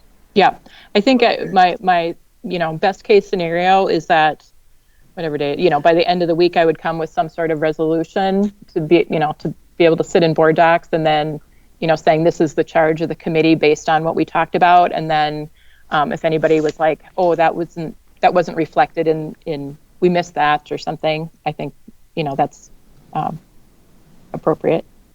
Melissa, go ahead. This probably isn't going to help us move forward quickly, but it seems to me, upon paging through this book with all the standards and elements, that really, if we could take what we would put into a job description and replace each one of those elements with a statement, the superintendent is supposed to do this in Rochester Public Schools. And then we take the framework of rating it highly effective, effective developing, or ineffective except addressing the concerns that Deborah and I have about the rubric rating. But I mean, basically, isn't that what we're saying that we want to do? We want to evaluate the superintendent on all the parts of the job description, including the things that, we take for granted because they're just done so well, right? So it seems to me that we could do both things simultaneously. We could create the job description and create it in such words that we can then rate it on a rubric. So the subcommittee could be tweaking the rubric and creating the statement at the same time. It's a big job, though. Okay. Kathy? And I agree with what Melissa said about using each of the standards, verbalizing a component of the job description. But for me, I don't want to also lose sight of the importance of also having those 3 goals that talk about what's happening in the year. Right. Because in my mind, there's keeping the trains running on time and modifying the engine for a new fuel system or a different kind of track. And those single year goals, I think, are the things that propel us forward into innovation or tackling new challenges, while, and that's the complicated job of the superintendent, right? You have to keep the trains running on time. And sometimes, what's the thing that they're saying online? Our teachers are building the car. This fall, our teachers are building the car while they're driving it. So I just want to, know that we've got a common understanding that we're looking at both of those components. Yeah, thanks, Kathy. Yes, I agree that should be all this whole conversation for the past 2 hours should be synthesized. Julie, did you have something else? I have a question. When you said bring it forward at the September meeting, are you talking about next Tuesday or a different time? Is that next Tuesday, really? Yeah, September 1st. Where did I lose a month somewhere? Yeah, we all did. It's just the resolution to form the committee. So okay, that's all. But I mean, I think but that would be on the agenda for next week. Yeah, it's just the resolution. Go ahead, Kathy. Okay. And not to belabor it, but there's a resolution to establish the committee, and then there's the process for deciding who's on it.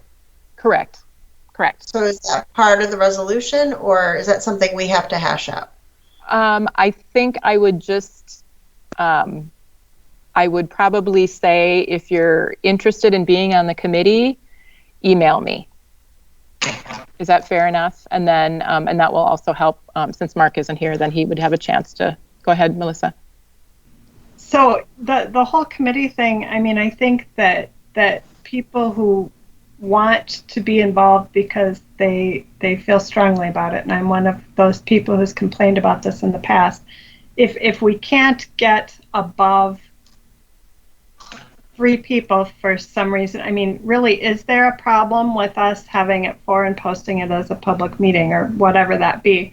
But if that's not possible, if that's not what the rest of the board wants to do and wants to keep it, easier to manage by keeping it smaller, then I would say that having a check-in point partway through, I mean, it seems like a big ask to send something to a committee with, sort of some general parameters and then get a finalized project where it might not reflect what was in somebody's mind along the way. So I've been thinking about how to address this issue of how to have subcommittees, because that's more manageable, do the work, yet still not come at the decision point without the board having had some input. So I guess my request would be a check-in point. Okay. Or allowing everybody who feels strongly to be part of it in some way or another without it violating transparency. Got it. Thanks. Kathy? No, hands up. Okay. All right. Super. Okay. So, are we good after that with our tool conversation? Yeah, I would just, if I could add something, Yes, Deborah, I don't know if we still have this committee, but we used to have a superintendent board relationship committee back when we were doing the work with Dennis Cheesebro. I don't know if we still have that committee. That would probably be a good, but if we don't have it, then I guess we'd have to create a new one then. No, I think it would just be an ad hoc committee for superintendent evaluation tool or something like that is what I've seen, but thanks. Okay. All right. Does anybody need to take a break? I can see 4 of you, so, well, I can see 5 of you. Yes? Okay. I make a motion. Do I make a motion, Wendy? No. I'm sorry. We're going into recess at 7:10 p.m. for 5 minutes. I will see you back at 7:15. Thank you.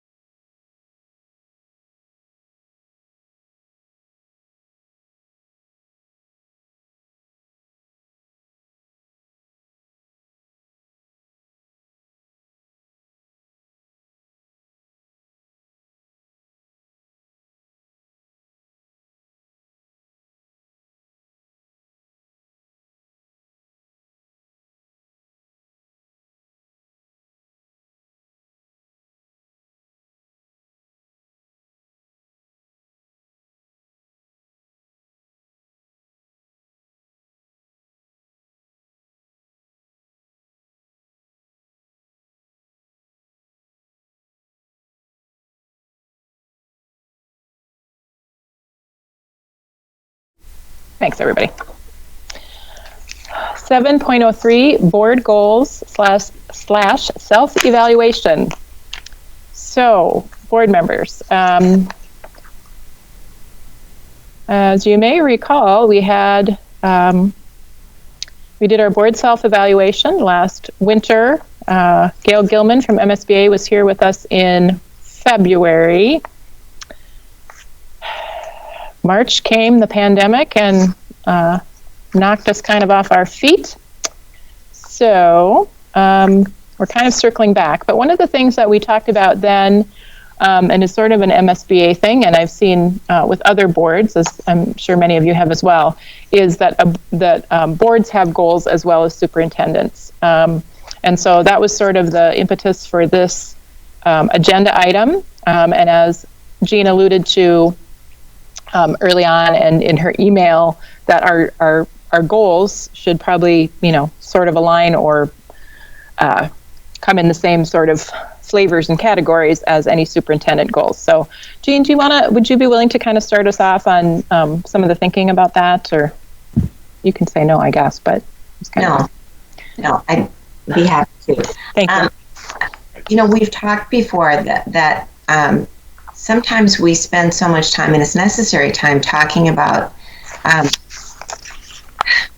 the nuts and bolts, approving budgets and contracts, and talking about leasing spaces and that type of thing, that we don't spend the time talking about our kids. And it's not that they're not the most important thing, it's just we get caught up in the discussion about everything else. So I'm thinking that if we have 3 goals that are aligned to the universal goals, that we talk about at every meeting, whether we're meeting them or not, how we're progressing. If that's the foundation of our discussion, it'll keep bringing us back and reminding our stakeholders that we're all about doing the best we can for our students. And so that's why I'm hoping that both the superintendent's goals and the board goals will become an integral part of every board meeting. It'd be very informal. It certainly doesn't need to be a PowerPoint, but that we at least address access and equity and student achievement and accountability. And it may be some challenges that we're facing. It doesn't have to be a celebration, but just acknowledging that is the foundation of what we're about. Mm-hmm. Thank you, Jean. One of my favorite presenters, Steve Lamb, calls these the killer bees of school board. Buildings, buses, something and something. I forget the other 2 B's, but it really is, that's what it feels like our job is a lot of time, which, sometimes are approving those management things. But how can we really focus on student achievement? And we know also, I'm sure all of you are familiar with, the Iowa Lighthouse study about board, the 8 characteristics of high-functioning boards, and the focus on student achievement is right up there. And I think we, like every other board, struggles to keep that at the forefront when we're doing those sort of management kinds of things that we have to do as well. So, Kathy, you have your hand up. Would you like to share? Sure. So again, I like to put boundaries on myself by making sure that I'm speaking to the issue. So are we also thinking in the context of, over the course of this next year, by the end of the year, the board will. So we're talking about things that are in our scope of action, right? Where it's not something that we can direct a superintendent or somebody else to do. These are things that we're agreeing that as a 7-member board, we're going to take on and work to accomplish for the year. Yep. And this is, I think, it's a good opportunity. Again, we've never done this before, but it is a really good opportunity, I think, to speak to the governance role that we have. And as I kind of say often, have over the last year, no one can tell the community what we do but us, right? And so this is, to me, this thinking about school board goals are the way in which we are participating and actively participating in the strategic goals of the district. So I I think this is a great starting point. So, go ahead, Melissa. I just sort of had a flash of inspiration because in preparation for this meeting, I dug out one of my phase, well, I think it's in a lot of them, but in one of our phase books from our mandatory training for those people who are maybe watching, we all went through the same training, and all school board members throughout the state go out through the same training. But we have standards and elements in that booklet as well that talks about Standard 1, Conduct and Ethics, Standard 2, Vision, Standard 3, Structure, Standard 4, Accountability, Standard 5, Advocacy and Communication. I'm wondering if we couldn't choose areas for ourselves out of that list that we think that we do well or poorly or needs improvement, and then maybe put together some professional development opportunities surrounding that as at least a starting place. I mean, we have the list from Gail as the starting place, but those are more like check the box, and it seems to me that's our business. That's our own job responsibilities, our own what we should be doing anyway. It's, you know, our grocery list, so to speak, as opposed to taking how we function and making it better. Melissa, I have a question. Are those standards, are those the 5 standards that were in the self-evaluation? They may be the same verbiage. They're the same. Okay, thanks. The same verbiage? Okay. I have Yeah. like you, and no one can see that, I know. It's in a different format, so. Format, but similar, yeah. I have a question for Melissa. Was that phase 1? Well, I think it's in multiple of the books. I happen to just phase 4, but I think it's in all of them. I know. I just happened to have it open, so I hadn't even had time to compare it with the wording of the self-evaluation. But sure. No, my only reason for asking is I do have all of those booklets. 2 of them are 10 years old. Yeah, different versions, you know. But when I read the evaluation summary from Gail, it seemed more like a checklist of to-do items rather than areas of focus. So it's maybe the same thing in a different way. Got it. Kathy? So, Melissa, thank you for referring to the same document that I had open on my table, because for me, when I looked at the summary from Gail about our evaluation, to me it was we had evaluated ourselves using the school board evaluation in each of these areas, and Gail's recommendations, highlighted by her asterisks, where she indicated things we should consider prioritizing, is the to-do list related to each of these standards for school board leadership. So we've already kind of gone through that roadmap of highlighting the areas where we've already identified for ourselves we need to work on. Well, and some of them we've already done. Right. So without having to go through all 5, I guess I'm saying we've got a little bit of a roadmap from Gail. We could even start with the asterisk ones and then, or identify, like you said, Melissa, the ones we've already done. And I just wanted to make sure that my feeling is that we shouldn't just make our goals some of our to-do list. We should make our goals go beyond just a to-do list to improve our overall functioning in an area. So, but right. That would be a good place to start, would be to look at the areas that we were most efficient in. Jean? Yeah, and I'm good with obviously looking at those and using those. However, I feel really strongly that if our district has a strategic plan and we're saying this is who we are, this is what we're about, and then the board establishes goals for itself, that the community, they don't see the connection.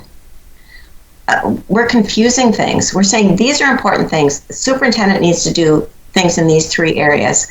Well, I'm thinking the board should too. Now, I'm quite sure that most of the areas where we need work will fall under one.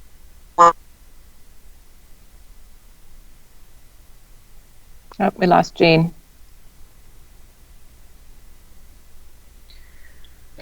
Don, do you have Well, something? let me quickly chime in Please while do. we're waiting Jane's return. Well, depending what one reads,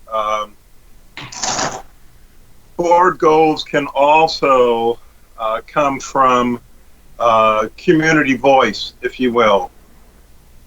An intentionality on the part of the board to convene by whatever name, listening sessions, community forums, that is, at least in some of the modest reading I've done, is where some boards are able to actually develop a sense of direction for their board goals.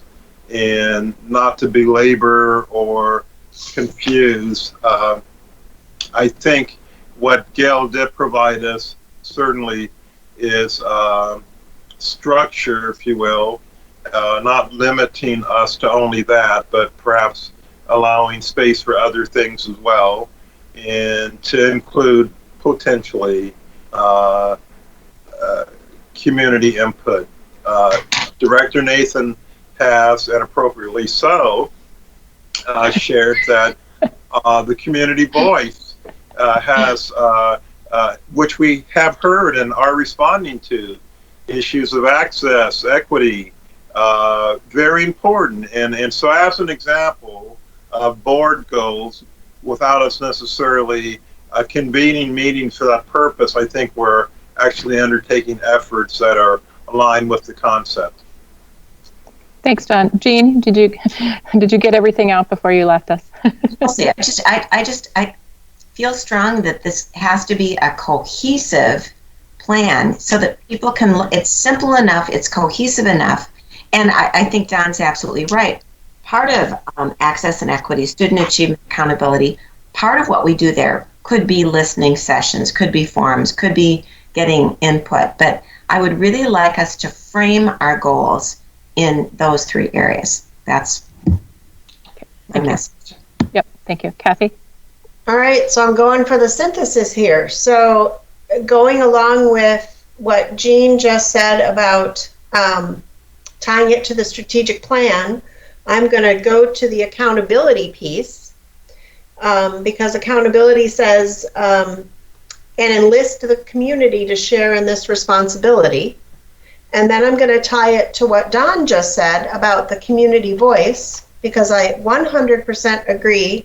And I think that I'm also going to tie it to Gail's summary, because there were a number of items that she highlighted that were related to work we can do to bring the community voice. And then I'm going for one more, which is the Community Engagement Committee, which we have already established. And I think we've all talked about how we want to see that evolve into something that is more visible, more frequent, more consistent. So I'm not going to say a goal, but perhaps under accountability, we can talk about developing the role and activities of the Community Engagement Committee. Yeah. So Kathy and I are having a shared brain evening a little bit, because that was my goal under accountability, was community engagement plan focused on student voice and marginalized communities. So I think that we're maybe starting to say different things, but we're all saying the same thing in different ways, right? Because that accountability piece, in terms of our universal goal, does speak to the community engagement.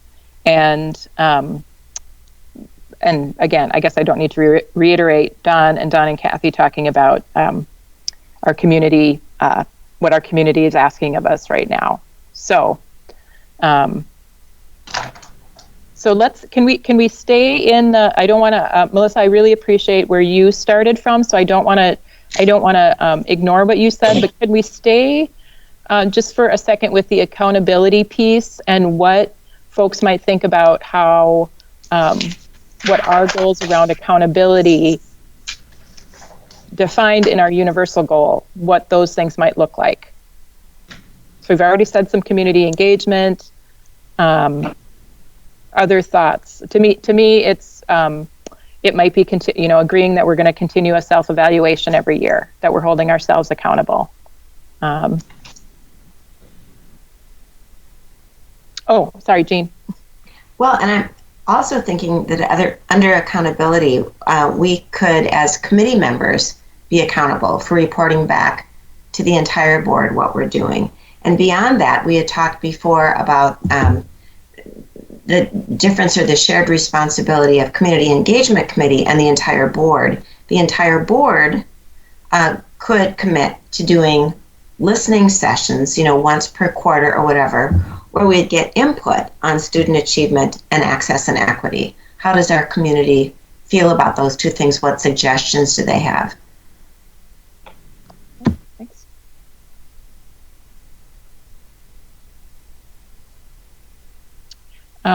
From Gail's notes, and I highlighted some things, but the standard 4 in the MSBA world is accountability. 1 was review and alignment of strategic plan, set aside time for this, govern based on goals of the strategic plan. So I think we're kind of we've talked we've talked around that a little bit. Other thoughts on accountability? I think, sorry, I'll let Julie go first. Okay, thanks, Julie. Thank you. Okay, on the accountability, review and alignment of strategic plan, one of the things that we've had discussions about before is looking at all the decisions that we make through the lens of the strategic plan. That's number 1.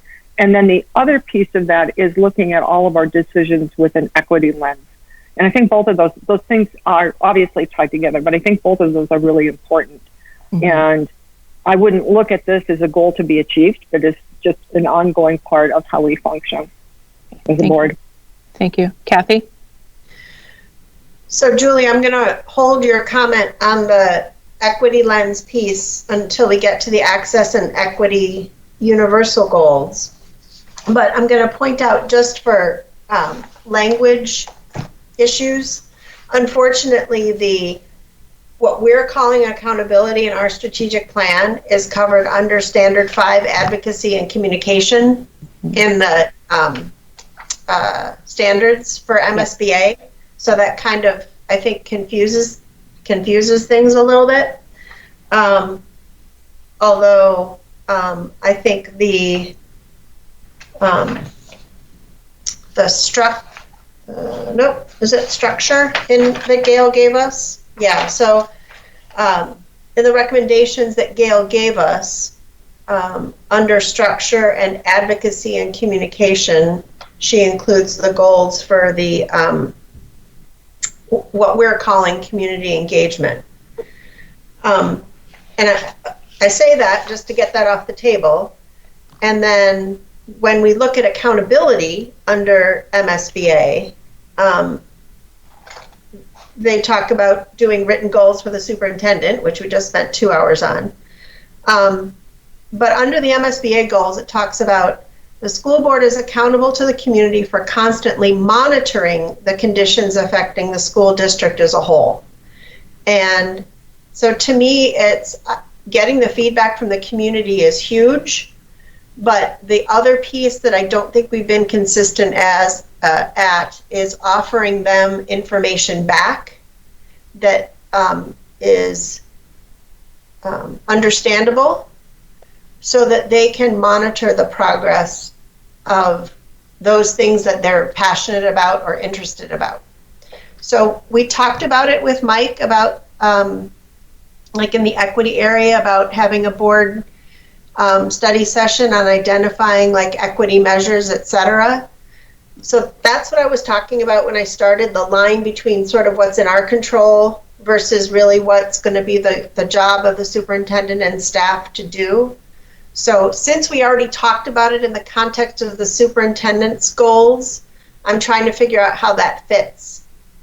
It's our responsibility to do the monitoring, but it's the superintendent and staff's responsibility to actually do the monitoring and give us the information. Does that make sense? Jean has a very puzzled look on her face, which it feels like what's in my head too. So, Melissa, I think is going to try and take a stab. Kathy, to compile it, their job is to compile the monitoring and present it so that we can say, okay, we've monitored. Is that what you're trying to say? That's what I'm trying to say. So if we're going to, again, I go back, what are we going to do as a board for the next year? We need to work in conjunction with the superintendent to identify those metrics that we're going to use to monitor the strategic plan or whatever area we're going to specify for our board goals. That's what I'm trying to get to, is how do we write that goal?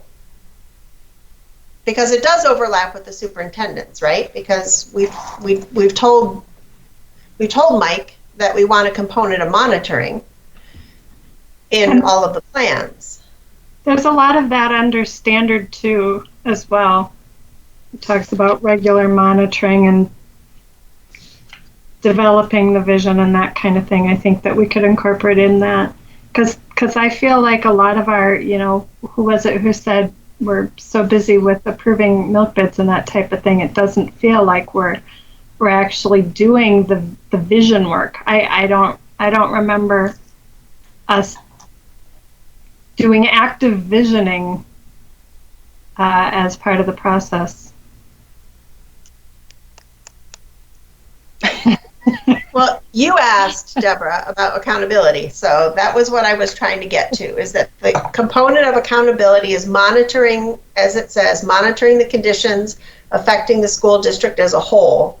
And I don't feel like as a board, we don't have a monitoring package, right? Like, I'm a fan of that data dashboard that they presented to us last fall, because that was what it was supposed to be the beginnings of, is that package of data that sort of represented the district at a glance, right? Performance at a glance. So I don't know how as a board we can help support or drive the continued development of that monitoring package, because it's not our work, right? It's our work to do the monitoring, but it's not our work to figure out how to monitor. Okay. All right. I'm gonna Jean? Yeah. Well, and I think what we're dealing with here is two different kinds of language. MSBA said this is what accountability is, and we can do that, but that's not what our strategic plan says. So, and clearly I'm not the one that gets to call the shots here, but if our district developed this strategic plan, I'm just not comfortable saying, but the language we have here isn't what we mean, because MSBA says something else. Now, Kathy, your idea about should the board monitor stuff, I'm okay having that discussion. But if we are going to stay true to our strategic plan, this wording is not about monitoring anything. It's about... So you don't think the accountability standards, when we say fulfill our commitment to students and families by meeting the expectations of the graduate profile, isn't a reflection of our responsibility to show we've met those expectations? And enlist the community to share in this responsibility. And from my way of thinking, that's the key thing. So I think we can absolutely, for my way of thinking about this is that we go to student achievement, we go to the graduate profile, and we go to the community and say, how's it going? Are your kids ready for work? Are they getting the critical thinking skills, the creative thinking skills that they need? How is this working for you? That's how we monitor it, not by looking at some other kind of data. But, and I think the two are certainly compatible, but I just don't want to be confusing. And my preference would be we use the language in the strategic plan, and that's what we communicate with our community rather than using the language in the from MSBA. So I'm going to, I see Melissa's hand up, and I'm going to go to you in just a sec, Melissa. So I'm just going to interject, since this is, this is going to be a little messy. This is the first time we've ever really talked about it. So let's, let's try not to get too bogged down in the, and that's, anyway. So when I look at other districts' goals, there's, and I know I keep trying to show you things as if you're here, right? But, there's the very simple, there's districts that say, these are our board goals. Under governance, we're going to study start times. Under operation, we're going to negotiate new contracts. Under policy, we're going to do 20 a year. Under community engagement, we're going to update our plan, right? So very simple, just kind of out there. Then there's other districts, and this is maybe where the difference of some of our brains lie. This district has 5 goals. Learning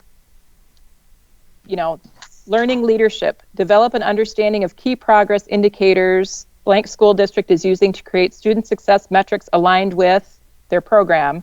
Then there's a whole paragraph. Then there's 4 action items. This to me is far beyond what we are, it's far beyond what I am ready for in our district as a first time of trying to set some board goals. So I am, I guess I am more in favor of trying to do something simpler, that's really understandable, that aligns with kind of what we've already discussed with goals. So that's my little interjection. Melissa. Back to what you were saying, Jean, about having it aligned to our strategic plan. I think it doesn't have to be either or. I think we can take items as inspired by the MSBA documents and Gail's feedback, and then repackage it with wording that matches the strategic plan wording, and it can be both at the same time. I appreciate what you're saying about going out to the public and saying, how are we doing on our graduate profile and that type of thing. It appeals to my desire for addressing the higher level board improvement rather than just the checklist of things that we're supposed to be doing as our regular board work, but maybe haven't been for some reason. It seems to me that, and we already have made quite a lot of progress on the feedback that we got from Gail. We've got the communication protocols and those types of things done. It seems to me that doing those, they're a goal, but they're maybe not an improvement goal. They're a task, like we're differentiating between what goals are and what tasks are. But Deborah, what you say about choosing, a limited scope, I think is valuable as well. So what Jean proposed as an example of how to tie it to our strategic plan, but with a very achievable goal, task, sorry, it would maybe meet all of our needs at the same time. We look at the overarching betterment of ourselves as a unit and pick some very specific achievable tasks so that we're not biting off more than we can chew.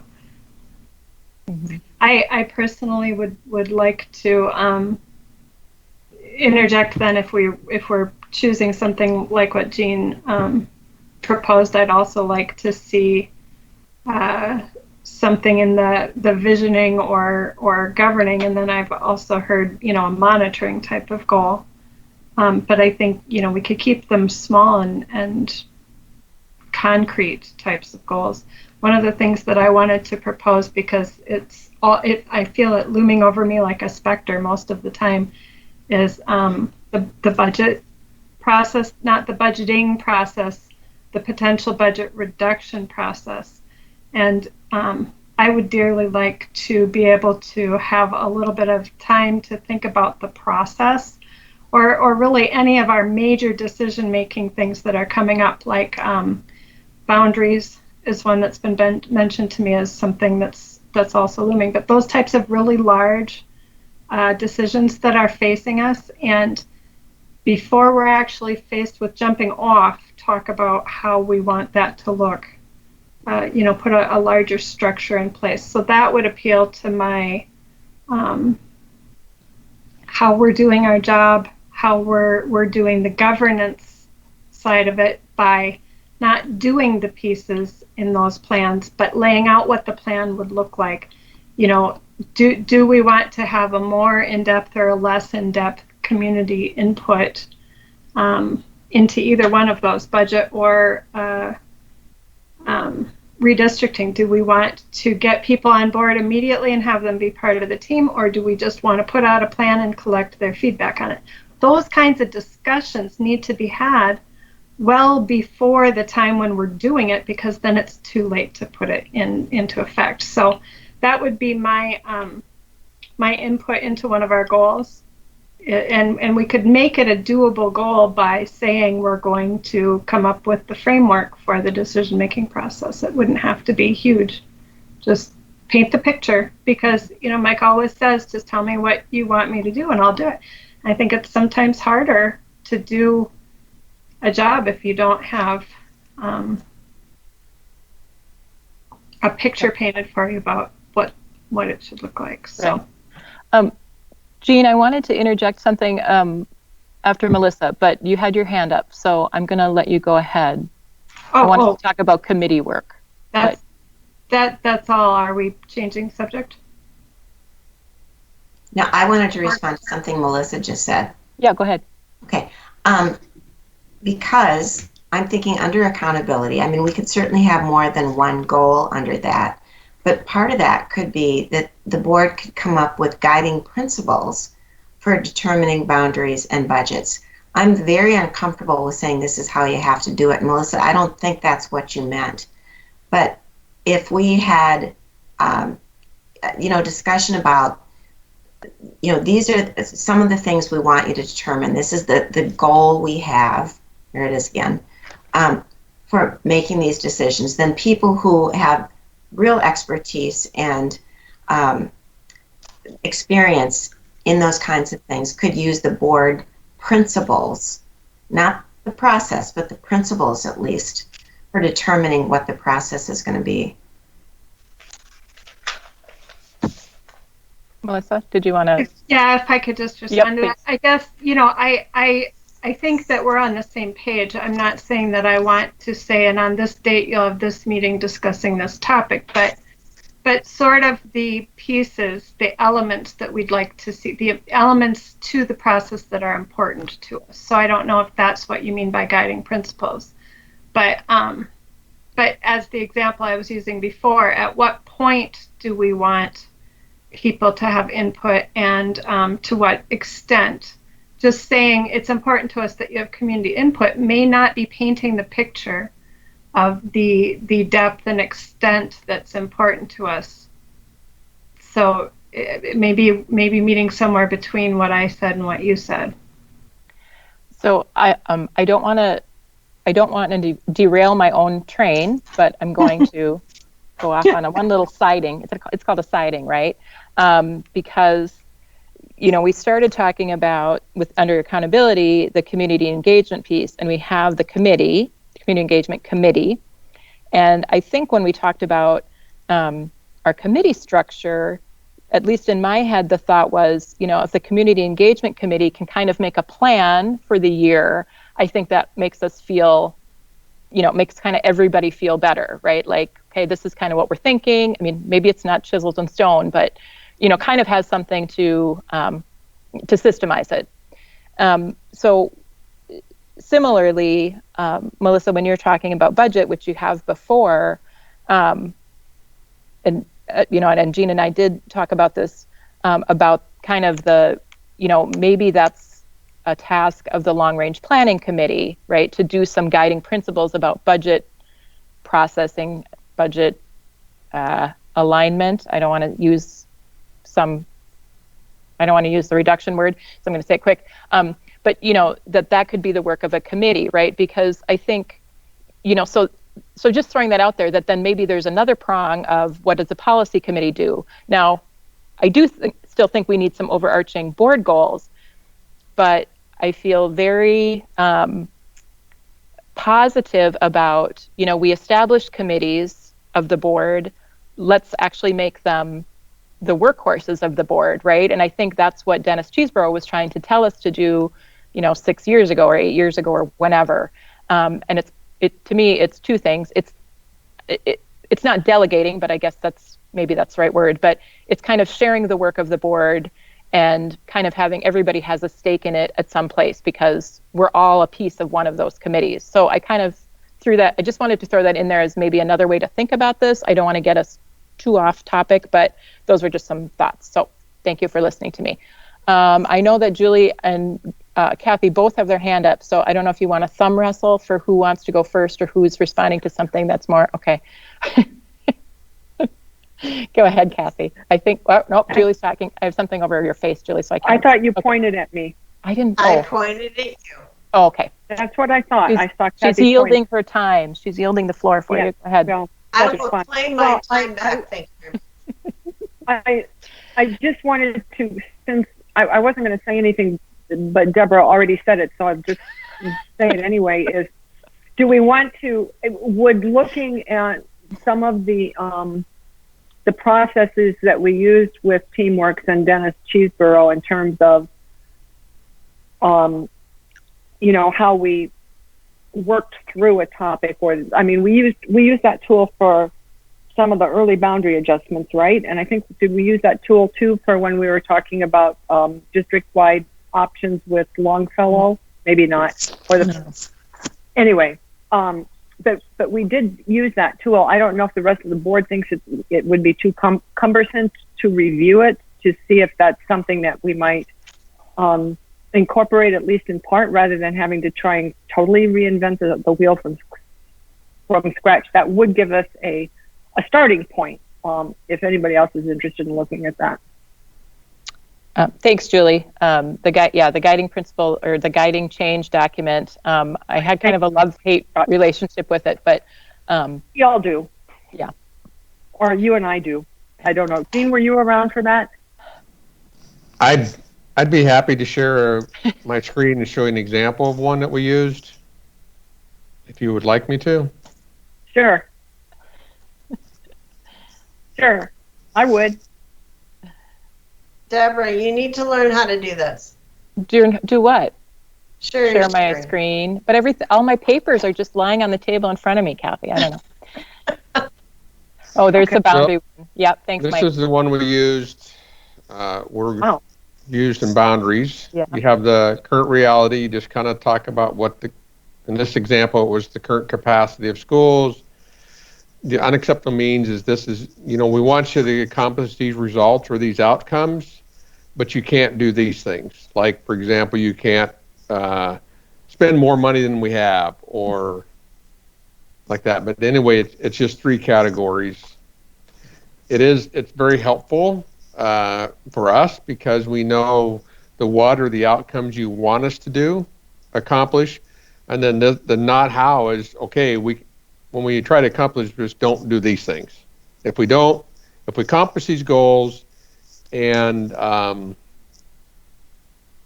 not break into these not hows, then we know we have a good plan or plans bringing forward. And we've used it for boundaries a couple of times. We used it for a budget process one time.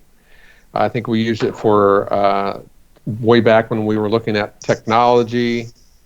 But this is the document that Dennis Cheeseborough taught us to use. Yeah. Thanks, Mike. I do, again, love-hate with it, but I do appreciate that you said that's helpful to administration, that the board, this is sort of the board's thinking, and then as we decide the what and they decide the how, and then if they're meeting those criteria. Julie, you still have your hand up. Did you have something on the guiding change? Well, And then no, but I Melissa. mean, I'm getting back to what Melissa was saying earlier about talking about what was the word you didn't want to use and used a different one, budget alignment. That kind of a document might be a really helpful tool, so that we say, well, this is what we really don't want to do. You know, we really can't realign the budget by eliminating third grade next year. Right. You know, that's one of the things we can't do, obviously, but it's just an example. You know, I mean, it's almost like putting things in categories in an outline form and that might help our thinking as a board or individually, and we can take turns loving it and hating it, I guess. Thanks, Julie. Melissa? Oh, sorry, Kathy. You go Sorry. first, Kathy, then. See, the things are the screen. I can't see everybody's hands. I know. Okay, so I'm just going to try to remember both of the things. So I think to offer support, first of all, to the last things that were said, especially what Deborah said about the committees, because as I think about our board work, I think one of the hurdles we have had in the past year was things are taking longer than they should because we're just missing the opportunities to meet, because we all have to meet together either at a study session or at a regular session, and we have a lot of work to do that requires discussion. So the concept of looking at some of our work and how the committees can propel that work forward faster, I think is really important. So it's possible we might have a goal as a board to accomplish this, but it's really going to be for example, policy committee. So Don, I'm going to go back to something you said at the very beginning of the meeting about the equity policy. Absolutely. Equity policy and equity lens was on my list of something that should be a board goal this year, but it's going to be propelled by the work that the policy committee has already done, you know, getting it to the point where we can bring it to the board for the fuller discussion. So totally agree with that. And then the second piece is, I feel like we also have the same conundrum that we did with the superintendent's evaluation, in that we have those things that we're supposed to be doing as a board in terms of our work cycle. And I think we've made a lot of progress on that this year, but I don't think we have all those nuts and bolts done yet, so that things are like functioning efficiently as opposed to visioning and monitoring and communicating. So I don't want to lose sight of those, because when you look at the 3 universal goals, there's nothing really in there about administrative nuts and bolts, right? There's really nothing in there about the protocol piece or how we communicate with each other or all that. So I don't want to lose sight of us needing to continue to work on those pieces in addition to meeting those more visionary universal goals. Thanks. Looks like Melissa next. So, in response to what you just said, Kathy, I wonder if those nuts and bolts parts shouldn't go into some kind of a standing document similar to what we have, the parking lot or whatever we're calling it now, future discussions. Because you know, that's the list, that's the checklist, and that would be a way that we could keep track of those to-do items without them becoming a goal. Back to the question about the vision cards. The problem I have with those is that, like the example Julie gave of like, well, what you don't want to do is cut all of 3rd grade. Well, you know, there's an infinite number of possibilities there, and we can't think of all of the infinite number of possibilities. And you know, I'd hate for the staff, not that they would, but I'd hate for the staff to come back and say, oh, well, you didn't say that we couldn't cut all of 3rd grade. And we're like, well, we didn't think you would. So that format doesn't work very well for me. Personally, I don't think of every alternative, and I think there's just too many possible things that we wouldn't think of, and we'd still not be happy, and it just sets us up for conflict, I think. But when I first started getting heavily involved in the district, we had a task force. What is it called when you institute? When you create the task force, it had there's a word for it. Charge statement. Thank you. Jeez. I don't have all the best words tonight. A charge statement for a task force. And it was a fairly brief document, and it hit some very high level things. And it says, here's the time frame, here's the people, here's the inputs that we'd like you to consider, here's the outputs that we'd like to have at the end, and a little bit of background information thrown in there somewhere. It can be a very simple guiding document, but I would be much more in favor of something like that, and it still doesn't mean that we're spelling out the process to address Jean's concerns before. It's more like what happens in the middle is the black box of it. The what's going in, you kind of have an idea of what's supposed to happen on the inside of the black box, and then you know what's going to come out of it, but you're not, or the sausage making, we may not be making the sausage, but we have a general idea of how sausages are made, and then we get to approve the sausage when it comes out. But so, Melissa, are you speaking specifically to a budget issue? I'm talking about when Mike jumped in and showed us the example of a vision card. I'm expressing my concerns about the vision card process, and I'm trying to be productive by suggesting a replacement that would still meet everybody's needs. Okay, thank you. And you're frozen on my screen, by the way. But I don't know how to do that without restarting, so I think I won't have video for the rest. I hope it's a good expression. It's very earnest. Okay, well, the machine said your video camera is no longer working, so at least it told me when I went out. Yeah, and you are, at least on my screen, you are the only one I can see currently. So. Oh, I'm so sorry. if you gave me a minute, I could restart it, but I don't want to miss anything. Okay, no, you're fine. Now Kathy's back. I think it has to do with the cameraing, so that's fine. Okay. Oh, now I see Kathy, and only Kathy. Go ahead, Kathy. Do you have something to say? No, I just thought I would look very orange. I'm not quite sure. Yeah. Oh, Don. You are looking orange. Go ahead, Don.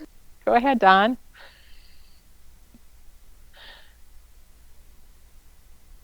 Actually, I'm just marveling with how much there is to be said. And so I won't add more. I will continue to listen. You guys are doing a great job. Thanks. Oh, thanks, Don. Appreciate that. Okay. This sounds like the time where I'm like, let's refocus, gang. What are we doing here? So what we're really trying to talk about is our goals. So we've had a good discussion about goals and what they look like, what they might be, how we might want to try to fit them in the boxes of our district universal goals, how they do and don't fit into those boxes. We wandered off, on my fault, on some committee work and how that can help us. We've talked about guiding change documents, guiding principles, charge statements, inputs, outputs, to-do items, checklists. So I can propel us to a different box of the universal goals if you'd like. Please. I'll move us over to access and equity. Okay, thank you. And I'll reiterate that I think personally, I'd like our board goal to be to finalize an equity policy and equity lens document this year. And also to do some board professional development or training with related to our own individual equity work. So whether that's an IDI or a similar implicit bias kind of training. And then lucky for us, we're already scheduled to do the equity policy work in November, and that might be part of it. But so let's accomplish something together as a board on the equity policy, and then let's commit to doing our own professional development in the area of equity to be determined. Yep. I think, Kathy, we're back to sharing the brain. I had written down the policy committee working on the equity policy, and then the training with the MAP Center. I think is, maybe enough of a goal right now, because, once we see what they are going to present us, that may, shoot us off into a different direction. I also really appreciate, as we've worked on the topic of equity, that, we're, and I know the policy committee is working really hard on this, is kind of coming up with that shared definition and really understanding what that is, because we all bring so much individualness to that. And so I really love the thought of, that we're going to do this training together in November, and, maybe that will result in more training together. I think a lot of our professional development, in the past, when we've gone to conferences and stuff, we all kind of scatter because we want to cover a lot, and then we come back. But I think it's really important that we share some of that together. I think we could really grow as a board team, not just on equity, but other topics as well. So I think that's, primo, that one's a pretty easy box to get into. Melissa, did you have something to share? And you're moving again, so we're excited about that. Good. I'm glad I wasn't stuck in a funny expression. Because I feel that it would be a little bit disingenuous to make a goal for ourselves, something that we're already in the middle of or something we've already decided to do, I would recommend that instead of saying we have a goal to finish the equity policy or we have a goal to participate in a training, maybe the stated goal should be to take what we learn from that training, or to take the policy and implement it with fidelity or something. But I would just feel, and it's just me, you guys do what you want if you all disagree with me, but I think that's setting the bar way too low for ourselves to say, let's finish what we're in the middle of, or let's go to the training that we already scheduled. I think we need to hold ourselves to a higher standard to improve our functioning as a board. So, thank you. Don?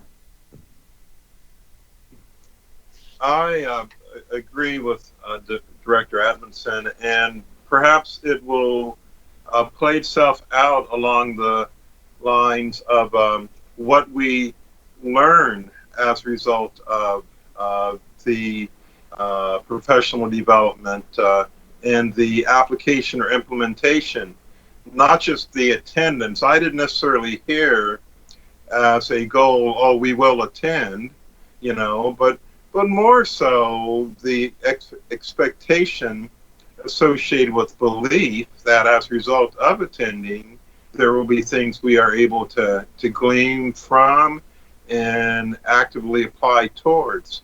So as oftentimes is the case, we perhaps are saying the same thing yet in different ways. So I'll just say I do concur with Director Admanson that our goals should be beyond just attending an event. So maybe the goal could be, much like we just did the evaluation, and as we did that, we said we will come back and evaluate the tool. When Gail came, we said we'll come back and discuss that. So the goal would be after the training with the MAP Center in November, we will schedule a study session to debrief and discuss what we learned, and maybe make a plan going forward or something like that. Melissa? I would say, rather than having the goal be what you just stated, I would rather see it be a goal to improve ourselves in the area of equity, and the attendance and discussion be the indicators of progress. It may be a technicality, but I think it's an important one. So would you say the goal would be the school board will improve their understanding of equity something that reflects the board's goals in that area. I'm not trying to write the words, but I think you have my basic idea, because I think that would be a pretty cheesy goal to say that, you know, we're gonna just this one thing. I mean, we need to tell people why we're doing it. So the why should be the goal, not the what we're doing, but the why we're doing it should be the goal. Thank you. I like that. Jean? Yeah, and maybe part of that could be that we would intentionally apply the equity lens and talk about that lens that we're applying to significant decisions that we're making.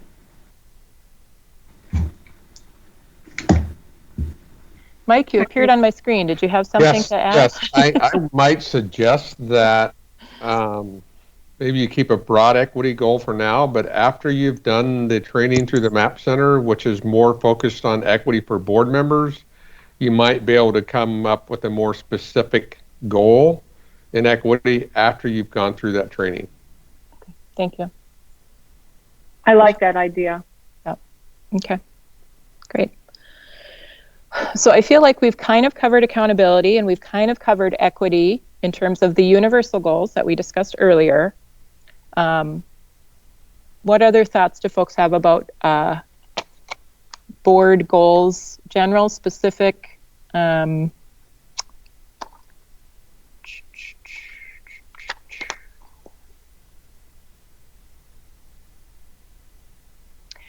I think and I'm not sure where this fits in, and I think I'm kind of maybe repeating myself, but the self-evaluation I think is important. The focus on, excuse me, our governance role is important. I don't know where those fit exactly, but just leaving that out there. And now I see 8 non-pictures in front of me, so apparently I'm talking to myself. Someone come back. There's Kathy. I'll leave me up here just so that you can see my head nodding. Or do we feel like this is, we kind of got some thoughts, we want to walk away? Again, I think this is a lot for our brains, and I'm not saying that to be patronizing, but I mean, this is kind of digging in work, right? And so I don't feel compelled to come up with, absolute wordsmithed goals. I think this is a really good starting discussion. Kind of I feel like everybody's being able to share their thoughts and kind of react to things. And we're having a great discussion, but if it's kind of winding down and maybe we kind of have to walk away and regroup and think about it, I think that's okay too. Kathy, I see you did put your hand up. Thanks. I just want to make sure that Jean is comfortable with, because she sort of set the foundation by trying to link it to the pieces of the strategic plan. If she feels like we've got some options in all 3 of those areas. Yeah, and thank you for that, Kathy.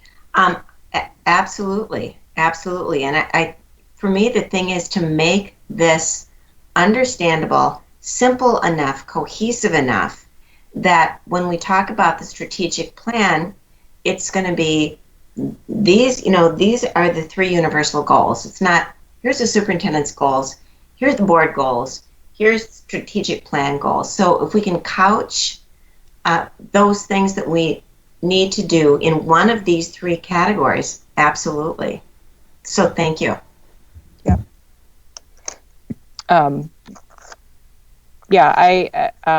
I appreciate Kathy checking in on Jean.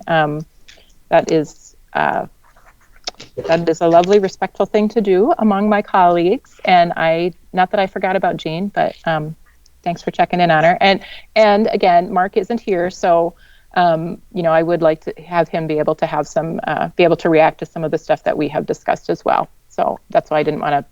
We're not producing some final thing that we're going to vote on next time that no one's really had the chance to digest. So, Julie.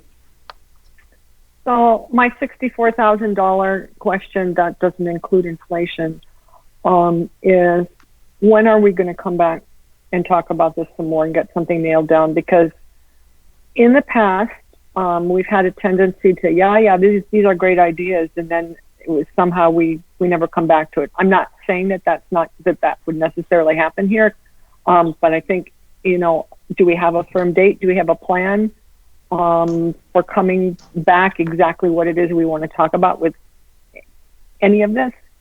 So that in the meantime, we can prepare.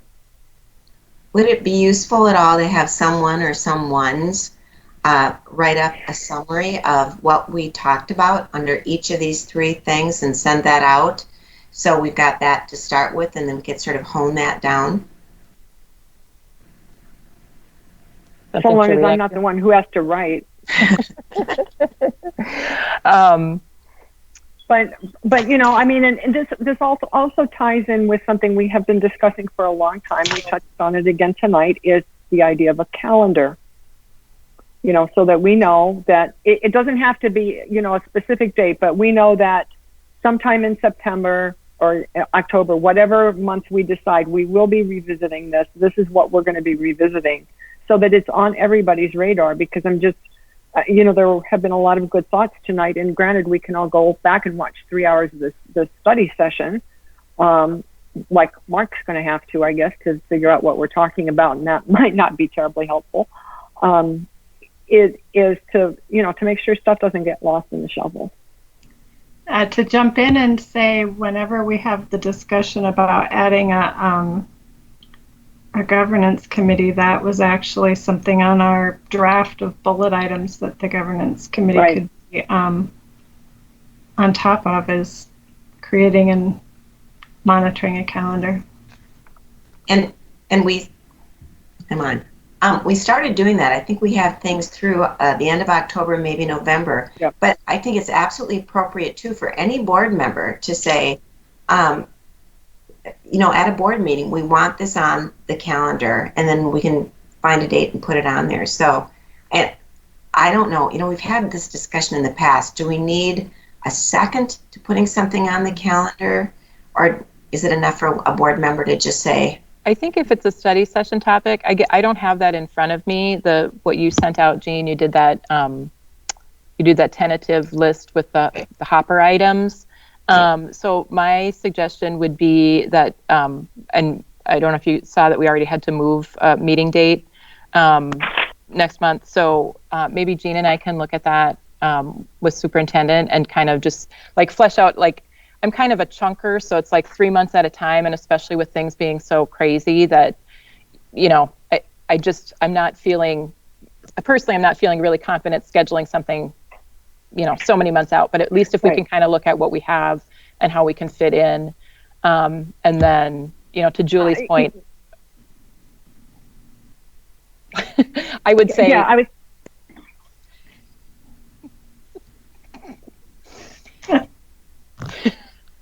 September, October, or November, somewhere in there, looking at what we already have on the docket. I was going to request, could we go, Julie, your turn.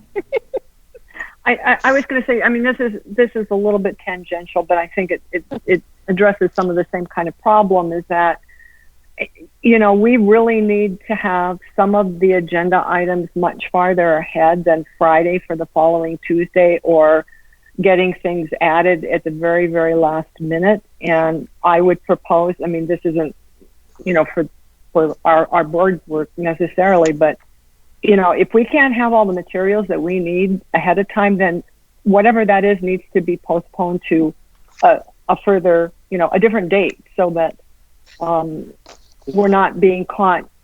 I feel sometimes like I'm caught just not having enough time to prepare, or getting something on the day of a board meeting. It's very, very difficult for me to be able to navigate, to synthesize, and to think about, to mull it over. Maybe it's just a factor of, some of my decaying brain cells here, but I really do need to have some of that extra time just to mull things over and not have things rushed. So, I don't know if the executive team would like to maybe have a discussion about that in one of your sessions, in terms of, how far out can items be sent. My recommendation would be, is when you have your Monday meeting, not to be talking about what's happening on, maybe the next day, but the agenda for a week out or more, so that the board can get it in a more timely manner at times. It doesn't happen all the time, but frequently enough to make me tear my hair out. I was going to say, Okay, I'm Julia, done. it's not your decaying brain related to age, because I have the same thing that I, can't necessarily turn on a dime with information. But I wanted to go back to the calendar thing and request the tentative calendar that Jean sent out. Then I can never find the email again, especially after the hundreds and hundreds that we've been receiving lately. But could that be parked on that carryover agenda item on board docs, the parking lot item, the future discussions, just say tentatively scheduled for, just Yep. so that there's a place that it's always available and easy to go reference. And I would also like to put forward, there's a long-standing tradition of the 2 Tuesday regular board meetings and 1 held on our calendar for study sessions, but it seems to me that we have a lot of work going on right now between the COVID pivot and the buildings that are going on, and our agendas seem to be longer than standard agendas. I just want to put out there that I personally am willing to meet more often if necessary. I would prefer to meet more often than to have longer meetings. So I don't have a problem with saving all my Tuesdays to spend with you wonderful people. So, but honestly, I think we need to think about the length of our agendas, and maybe not the length so much as the weight. If we have, 3 really, really big issues, are we really going to be able to do justice to the third one, or are we going to be, mentally spent? So I just wanted to put that out there as my preference. Well, Thank you. And I think that's a really good observation too. And in consideration of cabinet members and superintendent who've been doing all their daily work all day long, that we start a board meeting at 5:30 and it's now 10 o'clock at night, and we're finally getting to the very last weighty item on the agenda. For them to be able to maintain that kind of focus and that kind of concentration that's necessary, I think is not reasonable. So I would second that. What you said, Melissa, my Tuesdays are blocked off on my calendar. I have lots of places I'm not going to these days, so it works. Mike, did you have something? Yeah, I just would like to remind the board that this agenda item is board goals, self-evaluation. I think we need to We're wandering back off that into and have great Thank you. conversation, but maybe should be at a different agenda item. Thank you, Mike. Appreciate that. Okay, so we And talked if about. I may also, Sure, go ahead, Don. I'm sorry, Deborah. And what has occurred is perhaps contributory to the length of our meetings, generally speaking. Now, having said that, if I could further just go back a moment, the issue regarding when we get our agendas, that's a policy issue. When I was chair, the same point was raised. I referenced the policy. I believe Director Workman currently serves on the policy committee. And if there's a desire to affect change, then there's a way to do that. And so I'm a big proponent of, okay, let's control the things we can and do a good job in doing that. Thank you, Don. Okay, so do we feel we've covered goals? I think we talked about that, and then Jean suggested that we do a write-up and sort of have some response to that, and then circle back probably at an upcoming part of an upcoming study session. Is that kind of what everybody else heard? I'm here. I see a little bit of a nod from Don. I see a nod. Jean is so nodding a different way. Okay. All right. Okay. So is there anything, I did not structure any discussion about the board self-evaluation. Was there anything that anybody felt strongly about discussing, any pieces of that feedback at this time? Melissa. I could tell you weren't looking, so I was just going to jump Yep. in. Similar to having a mid-year check-in point for superintendent, I wonder if we don't have a mid-year check-in point for ourselves. Oh, on the goals. And mean- whatever we choose as school board goals, rather than letting it go a whole year. You know, we need a course correction or a reminder of what we're supposed to be doing. Okay. Thank you. Kathy? Going back to the annual calendar concept, did we take the evaluation in December? So we submitted our answers, I think, in December, and then we finally had the conversation in late January. Yep. And I think that was just when we finally were able to schedule it and get around to it. Maybe in this upcoming year, we figure out what the optimal time is for us to do, because Gail recommends that we take the tool again on an annual basis. So let's give some intentional thought as to when is the right time of the year for us to take the evaluation, maybe in line with some of our big decisions, or maybe not conflicting with some of our big decisions. And not just say, oh, let's do it again at the end of the year. Let's figure out whether that's actually the right time frame. Okay. And Don, do you remember it took, I mean, we had to plan backwards out how long, I mean, you know, it's within coordination of MSBA and their availability too, but then wasn't it like 7 weeks or longer between when they sent it out? And I think much of it had to do with the time of year in which we scheduled, or when we had reached out to them. Perhaps the very point Kathy is making, if we were to put it on the radar, we could maybe even as early as this month, you know, ask and then have a calendar maybe, yeah. Okay, thanks. Thanks. Does anybody feel strongly of just say a month when that should be, when Gail would come, right? Because we'd have to back up. So Well, I think this is a little bit touchy, but I think part of it depends on who is actually on the board in January. Right. Because if all of a sudden we have 3 new board members, I don't want to go there. You know, it would not make sense for them to be doing a board self-evaluation 2 weeks after they were on the board. So can we put this in the hopper then, that we will revisit that decision in November and pick up? Yes. Okay. Yes. Perfect. Love it. Okay. Self-evaluation. Thoughts? No thoughts?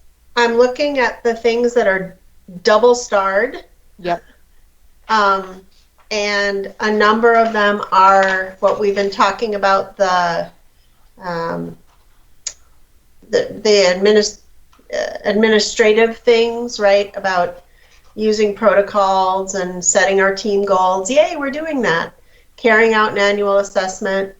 But there are a few double starred that are related to the strategic plan. So the first is aligning goals with the strategic plan. So again, yay, we're doing that tonight. But then there is a review and alignment of the strategic plan. And that's not a goal that we can take on ourselves, and it's certainly not a goal for this year, but it might be a conversation to have with the superintendent looking forward perhaps a year or so down the road as to what is the evolution of the strategic plan look like for our district. So the last time we had a revision to the strategic plan was in 2018 after getting community feedback through the thought exchange on the graduate profile. So we haven't really had a conversation of the board as to sort of how long is the cycle before we start that public feedback process again to look at our vision and our mission and our goals. So it's not something we do this year, but we should maybe put it on our calendar to at least have the conversation so we're on the same page as what that time frame is. So again, we can lay the groundwork instead of being caught, oh, we have to do that now. Okay. Other thoughts? I'm looking for my hand to raise, but I can't find it. So there it is. You're talking. I'll raise already, my so. hand. All right, I know. No, I really liked what Kathy had to say, and I think this sort of ties in with the idea of a calendar too. I mean, we have our immediate calendar of what happens in the next 3 months versus maybe over a year, or 3 years from now we need to start planning for X, so that we have enough preparation to do it. And getting back to what Melissa's been emphasizing is the whole notion of how, and I know it's been said before, but I'm going to say it again anyway, so you guys can just roll your eyes.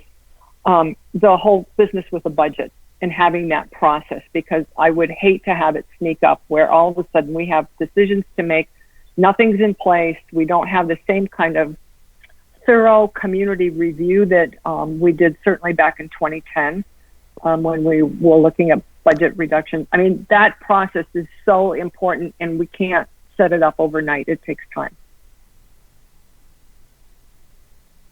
Thanks. Other thoughts?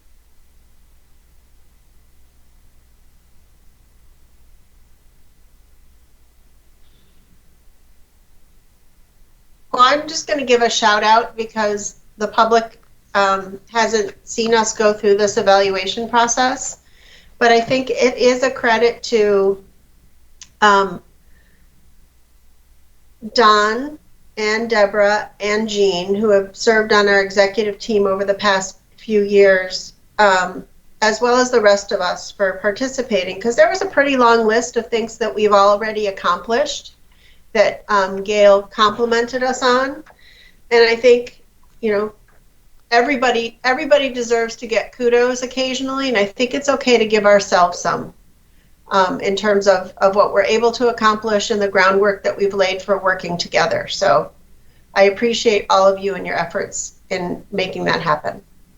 I second that. I think it's so easy to focus on what isn't going well, but maybe as part of our board self-evaluation, we should all be asked to list 3 to 5 things we think we rock at and publish that too.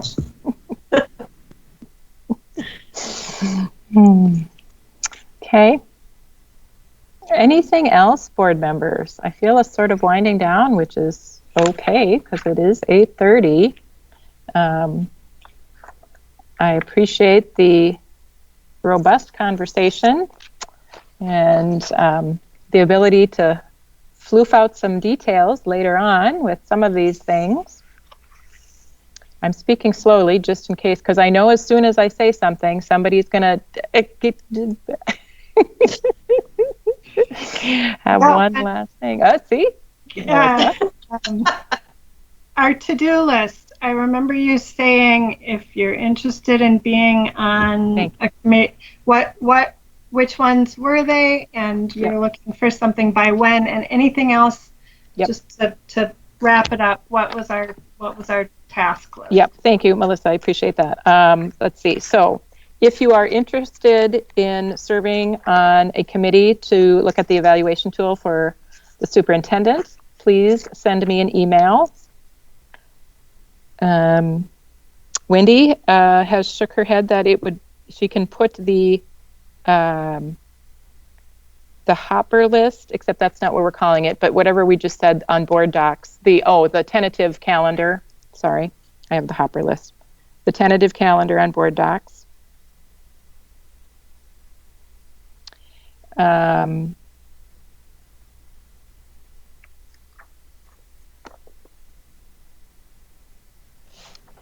Jean and I are going to look at that in terms of circling back to talking about the goals.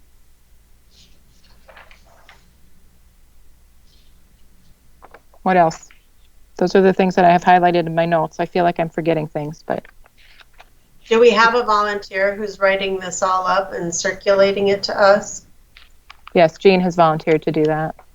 Okay. Thank you, Jean. Interestingly, I thought that's what the clerk did. Pretty sure that's what clerk means. So just, Yes, Someone will write it up. I thought. We may need to have a mind meld on that Yeah. one. Yes, I'm probably good. Okay, I am going to sign off for the evening then. I wish you all a pleasant night. I guess we'll be back here in a week, as someone just reminded me. So thanks for everything. Great discussion tonight. Nice to see your faces. Okay. Those of you who have to drive carefully. Okay, I will drive carefully. Thank you. I adjourn this meeting at 8:36 p.m.